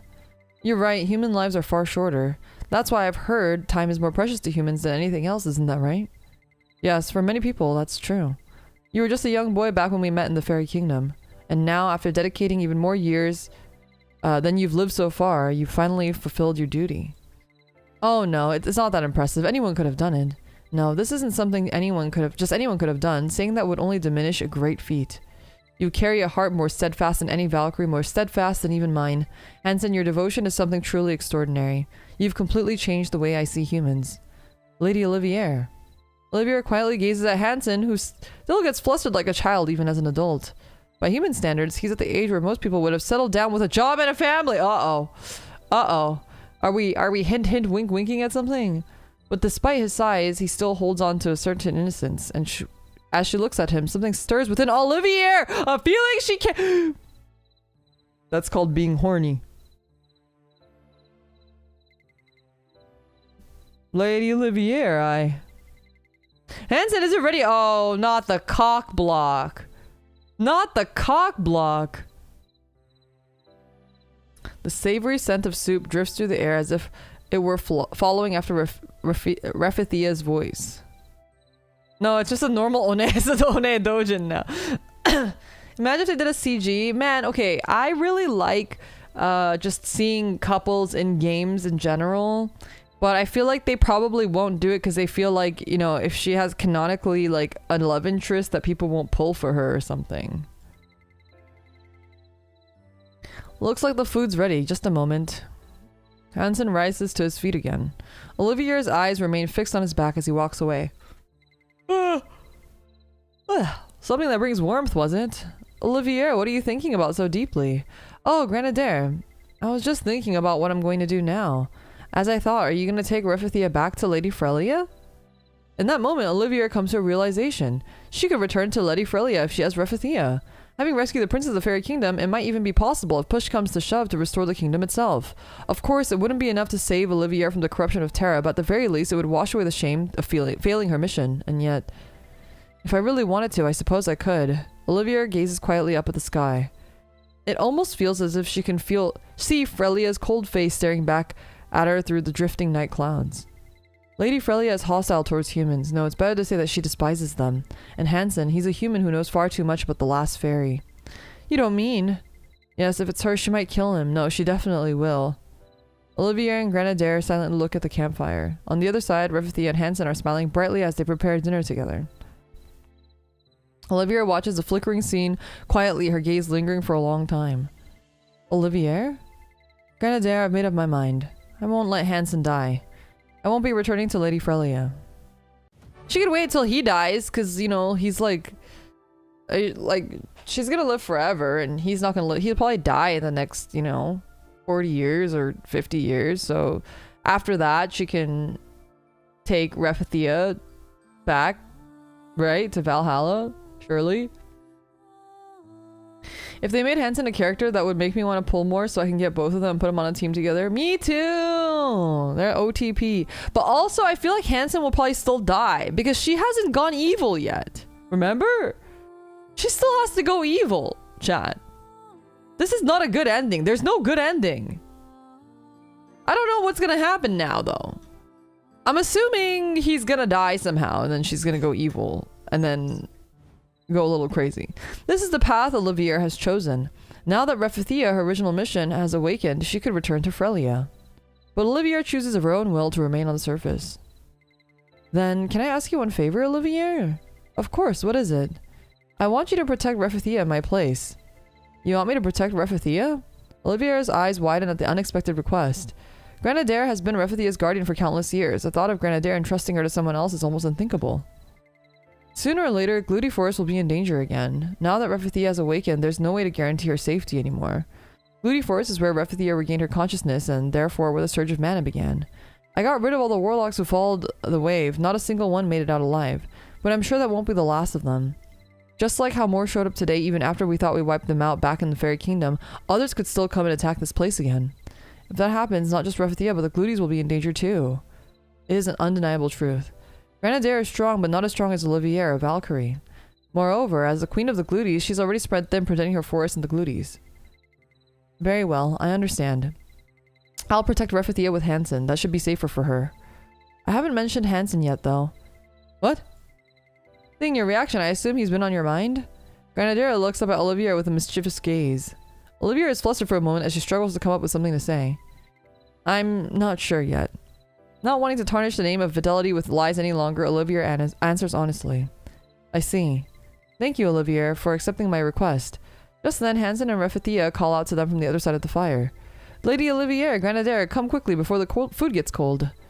You're too slow. Refy's gonna eat it all herself. Seeing them, Olivier and Grenadier burst into laughter and the tension finally melting away. Only then does the hunger catch up with them. Setting aside the countless thoughts swirling in her mind, Olivier decides to enjoy this evening in peace.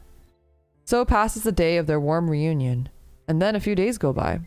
Refy doesn't want to say goodbye to Grenadier. The groups can't stay in Glooty Forests for long since there's no telling when the warlocks might strike. When the day finally comes for them to leave, Refethia looks like she's about to cry. We'll see each other again, Refethia. This is only a short goodbye. That's right, Lady Olivier and I will always be by your side as well. Sniff. Okay, Refy's a big girl now. Refy understands. I'm sorry, Refethia. Stay safe and take good care of yourself, okay? Grenadier wraps Refethia in a gentle hug and they say their goodbyes. She's reluctant to let the girl go from her arms, but knows there's no other choice. She then turns to give a warm look to Olivier and Hansen. I'm sure you two can overcome every obstacle that comes your way. Please take good care of Refethia. It's like mom and dad and their adopted child. We will, and I hope Glooty Forest remains peaceful, Grenadier. If there ever comes a time you need my help, promise you'll call for me immediately. I should be saying that to you as well. After all, you guys are the ones who the warlocks will be hellbent on hunting. Shadows fall across Olivier and Hansen's faces. The warlock's true goal is to catch Refethia. If they discover that she is no longer Glooty Forest, they will scour the world until they find her. Grenadier has prepared for their parting with that very possibility in mind. I've prepared a place for you where those guys won't be able to find you easily. A place for us to live? Let me guess, you were planning to return to the place where you were originally hiding, weren't you? Be it the Fairy Kingdom and its Glooty Forest, they're both hidden places humans can't easily enter, but they've both been discovered. There's no guarantee you won't be discovered for a third time. That's why I thought it might be time to change your surroundings and live among humans. Among humans? I see, so like hiding a tree in a forest. It's a cabin in somewhat remote location, but it'll be much more comfortable than that cave you were holed up in. And since it's not too far from here, you'll still be able to call on me for help if anything happens. It was a place that Grenadier, who also interacts with the human world, had prepared for emergencies. She didn't hesitate to give up one of her own dwellings to keep Refethia safe. I'll send some glooties from time to time so we can keep up with each other. Thank you, Grenadier. I feel like I'm always in your debt. Alright, you guys better get going before it's too late. You never know when the warlocks might show up. Take care, Effie. We'll definitely see each other again, Grenadier. Until we meet again, Lady Grenadier. We'll be waiting for the glooties. Their departing steps feel heavier than ever. While Hansen tries to comfort a tearful Refethia, Olivier studies the map given by Grenadier. Just as she thinks they'll have to keep walking a while longer, a familiar forest path comes into view. Olivier immediately recognizes where they are. This is near the cave where I used to live in seclusion. It's so desolate. So you spent decades here by yourself, Lady Olivier? Olivier, you must have been so lonely. I'm okay now. I'm no longer alone. Please wait here for a moment. I want to go gather the last of my things. Olivier's gaze rests in the direction of the cave, but her eyes seem to be looking at something far beyond it. Refi too. Refi wants to go with you. Refethia, hold on. How about we play a flower finding game? Let's see who can find the most bloomed flowers here. The most bloomed flower? Let's see. Go ahead, Lady Olivier. With Hansen's ever-present thoughtfulness behind her, Olivier heads toward the secluded cave she once called home. Inside, everything remains much the same as when she left. Just as I left it. Aside from a few pieces of clothing, there isn't much for her to take. Olivier slowly surveys the dark cave. It was a lonely time. I really did feel quite alone. All those emotions, why did I keep pushing them away and running from them? Maybe I was only making myself lonelier without realizing it. The deep wounds Olivier carries are slowly starting to heal. Outside the cave, Hansen and Refethia are waiting for her. The thought of them brings a gentle warmth to her heart. That warmth, now rekindled, gives her strength once more. Misselstein. It was a fleeting hope. For that she had the right to return to Frelia, that she thought she could call her sword once more. But Misselstein doesn't answer Olivier's call. The cave remains filled with silence. So be it. I will now set you, the sword of fidelity, aside and pursue my own sense of fidelity. I sincerely hope I never have to call on you again. Now, the midday forest no longer torments me. Lady Olivier! Over here, this way! From afar, Hansen and Refethia call out to her. I hate this! I'm scared because we know it'd be different if we didn't know that she was gonna be evil. But this is like a fucking horror movie. Like, you go into the theaters and you know it's gonna be a horror movie and everything's going great and everyone is happy and you're just sitting there and you're sweating bullets. Like, what do you mean everything is great and everyone's happy? I don't like that.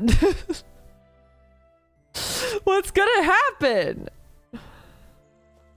She basks in the sunlight and the gentle breeze as she takes the precious scenery around her. Oh! No! I hate this! I hate this. Why would they do this to me? They're gonna die! Cute and death flagged. Wow, what a perfect moment that surely won't go wrong.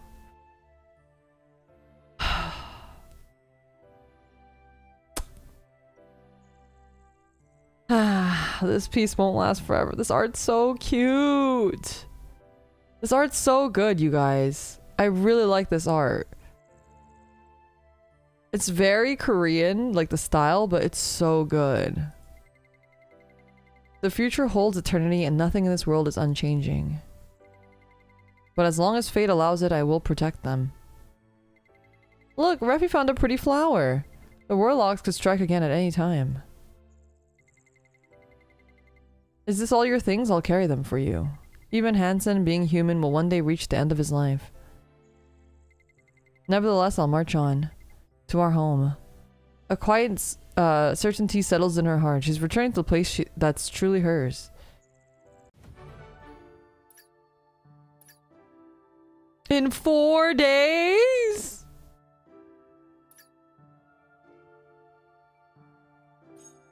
In 4 days? I'm scared, you guys. In 4 days, it's gonna be a sob fest. Or we can just pretend like the story just ends there. we could just everyone close their eyes and then we just pretend. Ah yes, that was a really good story. Wow, yeah, that was so everyone lived happily ever after the end. Happy ending. Man, that CG was so good too. I'm really glad we got that CG. I love happy endings. Actually, yes, that was such a good story that ends right now and doesn't continue. Exactly. Totally worth. Okay, I will say admittedly, I haven't really been doing these PvP battles very much. I just kind of auto them all the time as part of my like daily routine. But because I'm not trying to like competitively play Round Us 2.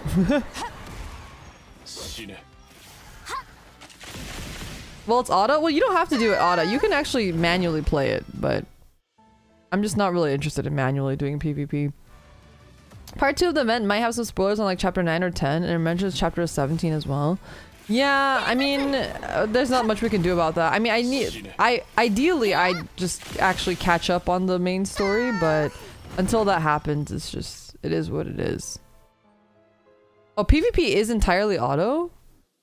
Really? You can't manually do PvP?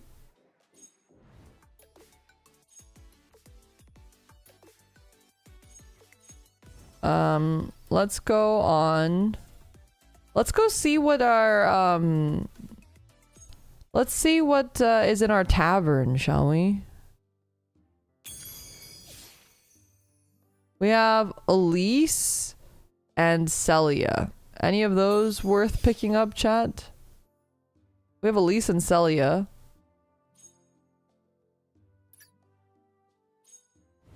Let me know. I need money? I think I need money.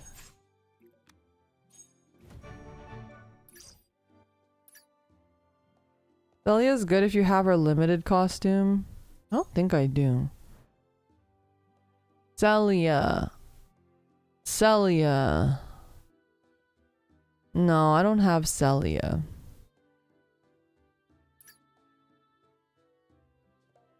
Okay, so don't get either of them. It's worth cleaning the pub so you only get 5 stars. Well, these are both 5 stars. That's why I'm asking. No? Neither of them?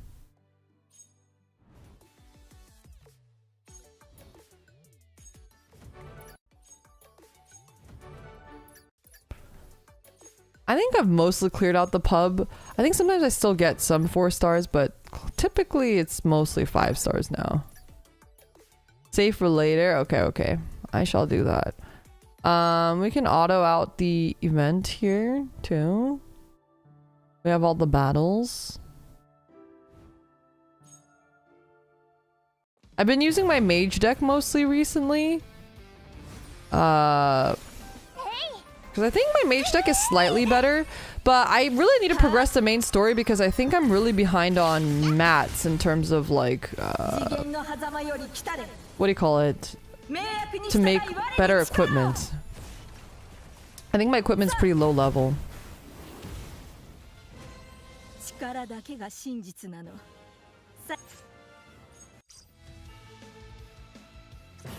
don't know, we'll just have to do like a marathon stream one of these days where I just sit there and we dedicate the stream to me trying to push main story.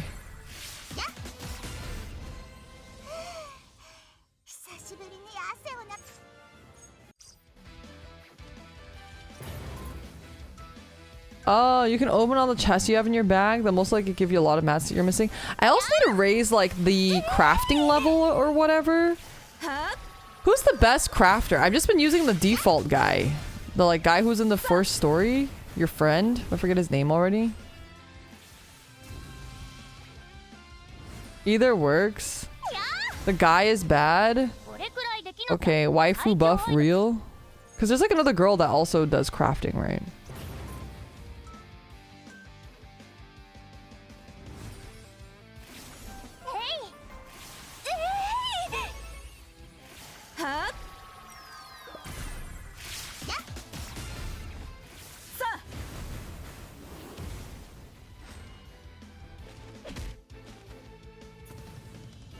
I mean, obviously I would prefer a cute girl crafting my stuff compared to a guy, but I already leveled him a little bit for the other daily events, so that's why if there's no difference, I would rather use him, but because he already has like a couple extra levels that she doesn't have.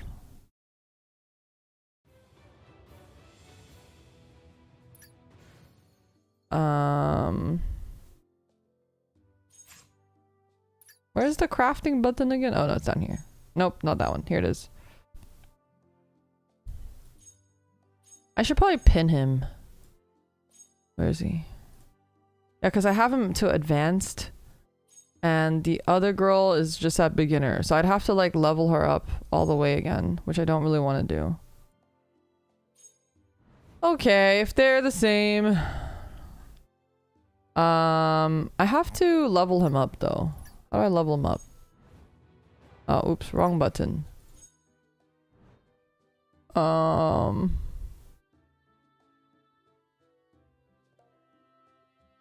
Where is he? Am I blind?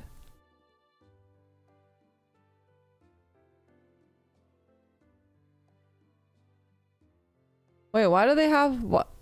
Is there a bug? Why are there photos like this? Is there a bug? What's going on?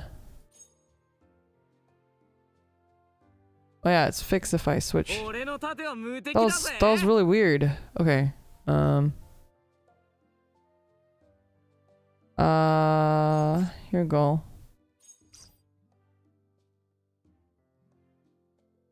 Gear craft advance. I just need him to craft more gear, right? In order to level him up? Is that how that works?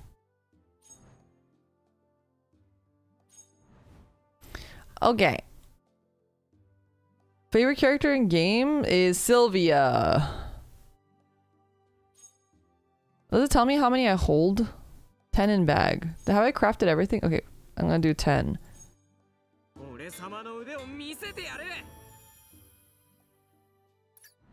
I just try to craft 10 of everything. 10. I already have 10 of those. I have 10 of those. 6 of those. Okay, I need to craft 10 of these. You don't want to craft with a dude? Okay, wait, you guys, the lolly's a better crafter? Okay, wait. Someone said that they're the same. And then someone said that they're different. I'm having two different things of information. He can also craft UR gear. They changed it. Dude understands swords better. Okay, I guess it's a recent change, which is hence the confusion, which makes sense. How do I know if he's... What's his EXP at? Is there a way I can see? How do I know if I can level him up yet?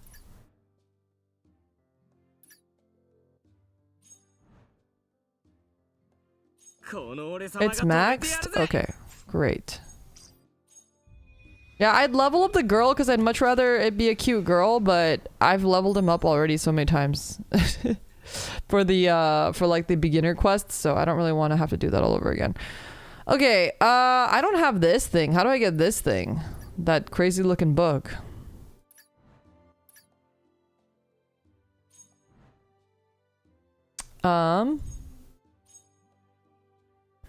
We can auto equip, upgrade everyone's equipment. You can get it from the shops. You can buy it with currency. Okay, wait, which shops? Stop. Do do do.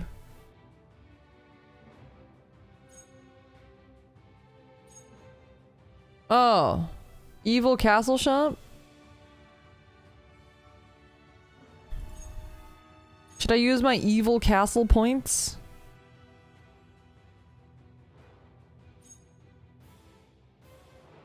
Yeah, okay. I'll buy. What do I want to use my Mirror Wars points on? Do you have a recommendation?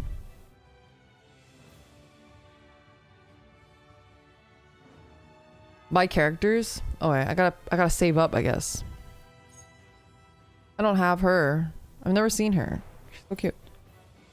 Leeches is great. Okay, save for characters you want / need. Okay, gotcha. And then what do I want to use my golden thread on? Am I using it on Tier of Goddesses? I feel like that's one of the hard ones to get. Oh, I guess they have that book down here too.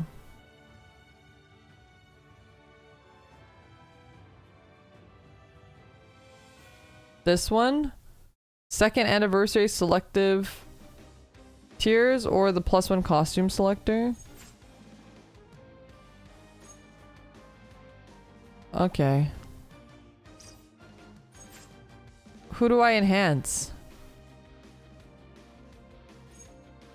Who do I want a +1 of, chat?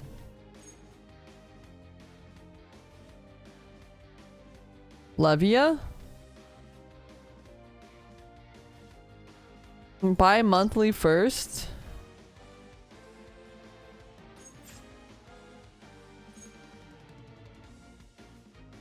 Buffers priority, so no, I'm not using Venica right now. I'm using my mage deck. So in my mage deck, I don't think any of my buffers are here. Or maybe they're all already +5.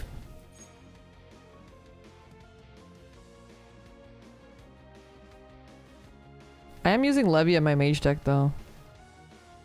Oh, Diana? Oh, true. Did you use all your selective tickets in my bag? My bag doesn't have any tickets left in it, if that's what you're asking. I used all the tickets in my bag. I should use these though.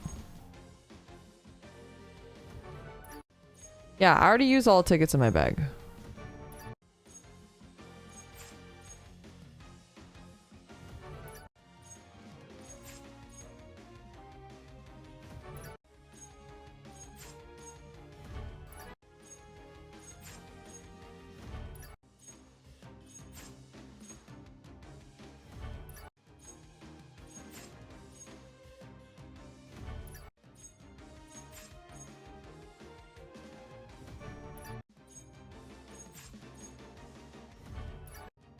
We're opening all of our chests. I'm so used to Nikkei where you're not supposed to open your chest until you're like max level. Okay. Okay, back to what were we doing? Shops. Okay, wait, so I want to buy Diana, you guys are saying? Diana? If you guys want to see, by the way, my current party. This is what my current party looks like. Oh, I guess I do use Venica. Maybe I should just do Venica. This is my current party. If you have suggestions, I can change them out. Yeah, I have Helena at +5. I don't understand, but they all look hot. So true. I agree. Yeah. Diana's probably the next best option. Not Venica? We don't want to upgrade Venica? What are you planning on doing in the game? Are you going for the fiend hunts and endgame guild raids? I'm pretty far from that, I would say. Just whatever helps me clear story, I guess. You could use Dalvi instead of Renica. Okay, my Dalvi is higher. Oh, but she's not higher level. But I only have one costume for Dalvi. I have 2 costumes for Benica. Is that okay?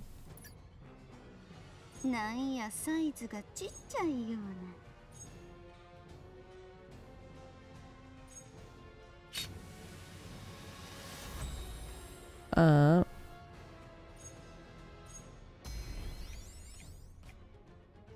they give you the difference. That's nice.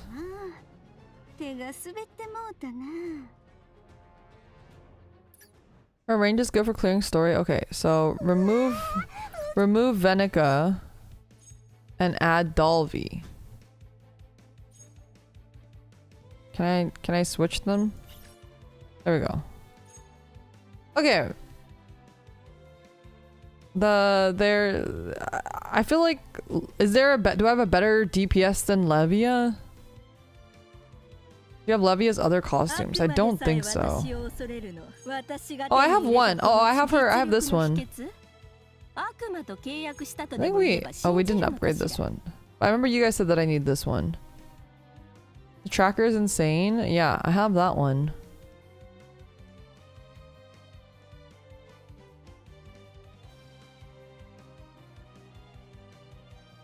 Best debuffer for mage comps. Okay. Alright, so I guess whatever we buy on the shop, because we haven't used our monthly one, it'll just be like Diana or something, because you guys said Diana's really good. Just so that we have it. I think Luvencia is probably worth too. Because we do use her in our other one. Or normal Levia, if you want more DPS options. Because Diana I can get in the tavern, right? That's like my only hesitation with doing Diana, because we can probably pull her from the tavern, no?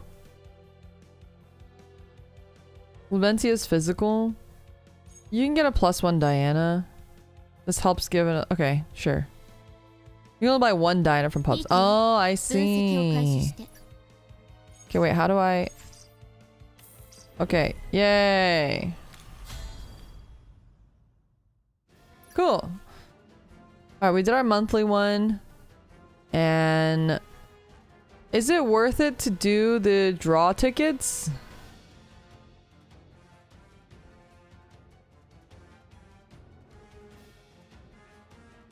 Grab tickets for now? Okay. Max tickets.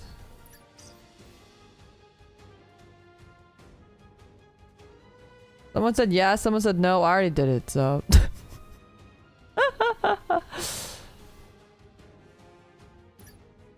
okay. We can use all the new tickets we got, though. Although, we already got, Olivier. I don't know if we want more Oliviers, to be honest.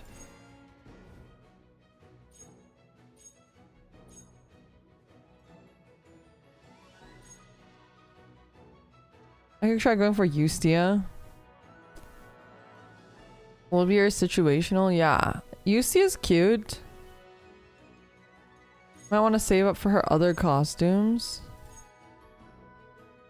I still also have this one.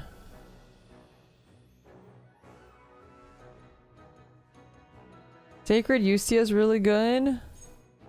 Another Olivier banner is coming in 4 days. Okay, we'll do Sacred Eustia then. I kind of want her too, because she's cute.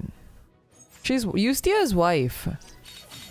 I really liked Eustia in the main story, so... she's like a little prickly, but she is still wife, you know? Okay, okay, okay, okay. We're warming up. Now we're gonna get it. Right here. I called it!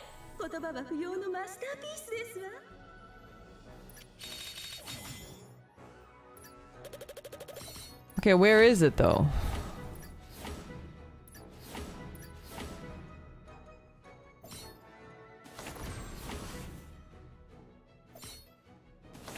They all turning out to be purples. Everything's purple.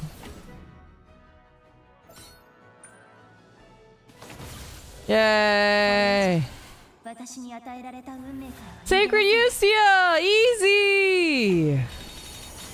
It's just that easy, Chad. It's just that easy. Yay! We take those for sure. Nice. She's so cute. She's so cute. Should I be pulling these at all?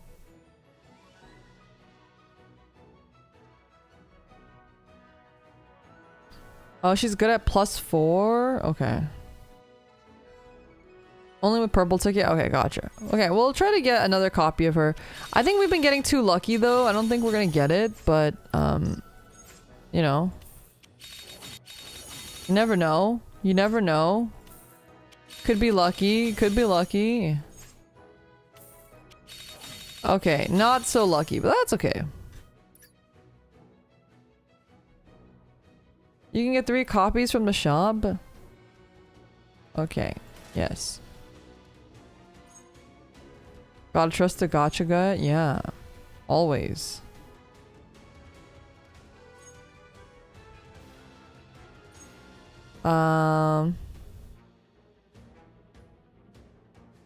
Where's the other one in the shop? The Ustia tickets? Oh. This one, right? No, not this one. Where's the event tickets? Event. Oh, here it is. There we go.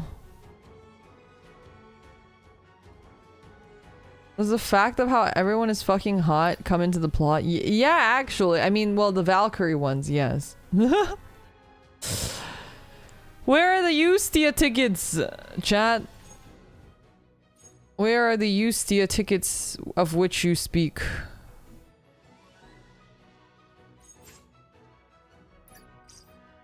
Oh, that's the one I just got them. Okay, cool. Cool. Oh, we can pull one more time? Sure. Alright. This is a good place because I think we are approaching loading screen territory, are we not? We're rapidly approaching loading screen territory for XP's stream. 6.5 minutes to go. For whom? For my bestie XP. You can see the pinned comment on YouTube. And we'll raid into her. So wait, let me switch this over.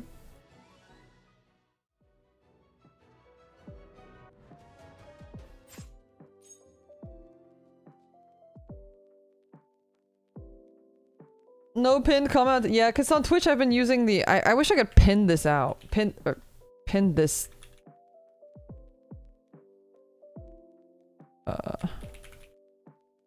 There you go. I wish I could pin a shout out. It'd be cool if I could pin the shout out and then we could just leave it there. But she will be debuting in 5 minutes. Debuts are always so exciting, no? I feel like debuts are always like, it's so fun to meet new VTubers, especially someone like XP who's never been a VTuber before. You really like, you're going in completely blind. Debut? Yeah, my friend is debuting today, Logs. Right, this is the debut waiting room for XP's debut. I thought I've seen chat messages pinned. Oh, you can pin chat messages, you just can't pin shoutouts. But I'm gonna raid everyone in anyway, so you can just, if you wait 5 minutes patiently, we'll raid into her stream, so don't worry. We get to see if we jive with the TikTok generation. She's like, okay, not to dox her, but she's a she's a hag too. She's not a zoomer. She's also a millennial, so she just happens to do the TikTok. She just happens to do TikTok, okay? But she's a hag. Don't let her trick you. She's also a hag.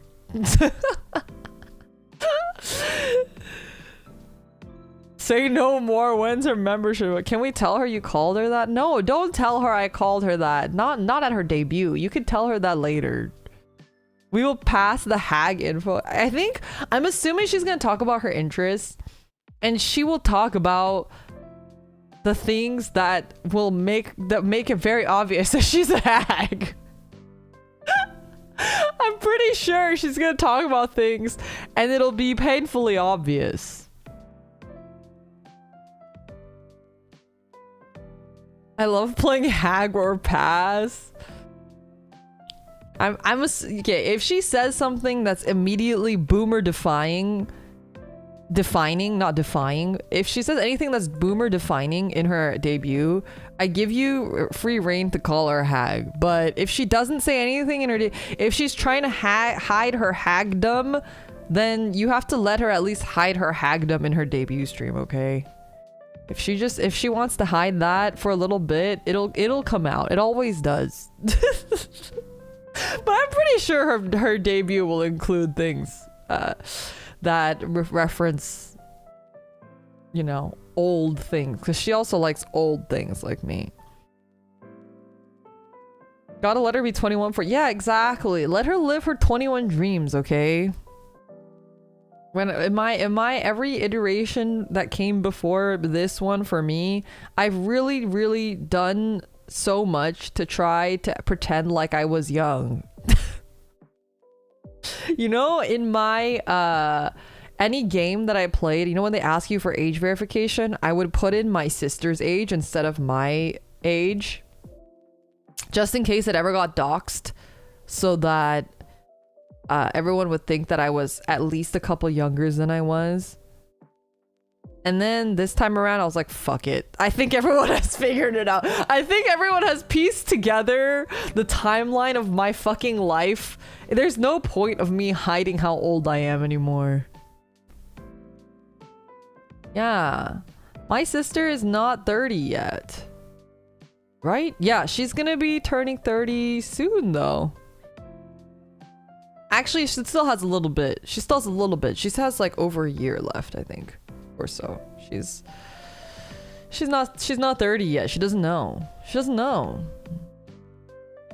Happy birthday to her. No. Her birthday is very far from now. How many times have you doxed your age in all of your lives?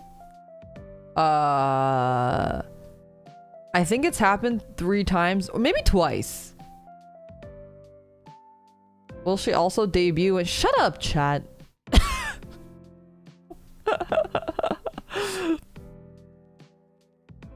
Embrace the sage wisdom of being a hag. I'm a hag, but with no wisdom. Well, yeah, I reread that. Anyway. No, my sister is, she's very normy. She's very normy. I think I've told this story before, but I think my favorite story is that her current boyfriend, who probably, I'm assuming that they will get married. She straight up told me, man, it's so good that I grew up as your sister, because now I've realized that I really enjoy watching other people play video games, because I grew up watching you play video games and I just really enjoy watching it. And my boyfriend was really surprised that I liked that he played games, because apparently he had hid from her that he played games at all, because he had like an ex-girlfriend that got mad at him because he was like a gamer and like he would spend too much time playing games. But she's like really excited to watch him play games, so like she was like, yeah, I'm really glad that I got to grow up watching you play games. Closet gamer. Yeah, closet gamer. I think he had trauma. Gamer oppression. I could not hide that I play games. I think it's easy when you don't live together, right? It's like, oh, just hanging out with my bros, just scrolling on Instagram. Girls don't like gamers. Well, I guess that's why you gotta look for a gamer girl. You can go on the #1 gaming dating app, Final Fantasy 14.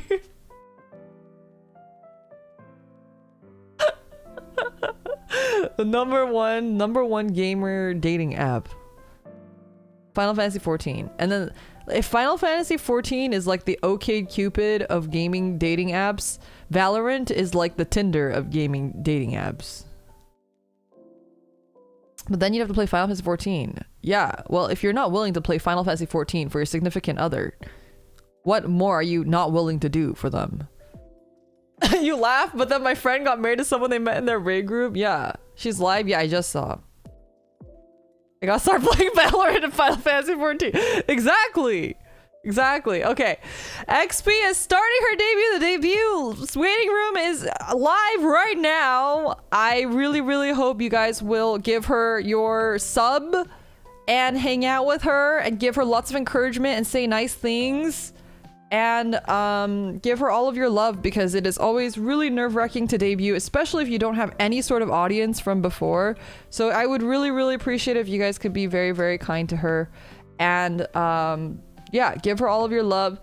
You don't have to say that you came in from me. You just pretend like you've been there the whole time, you know, make her feel like, you know, like it's organic. I don't know, whatever to make her, don't take attention away from her. You know what I mean? That's what I'm saying.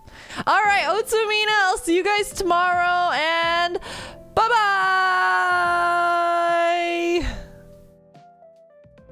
Oh, oops.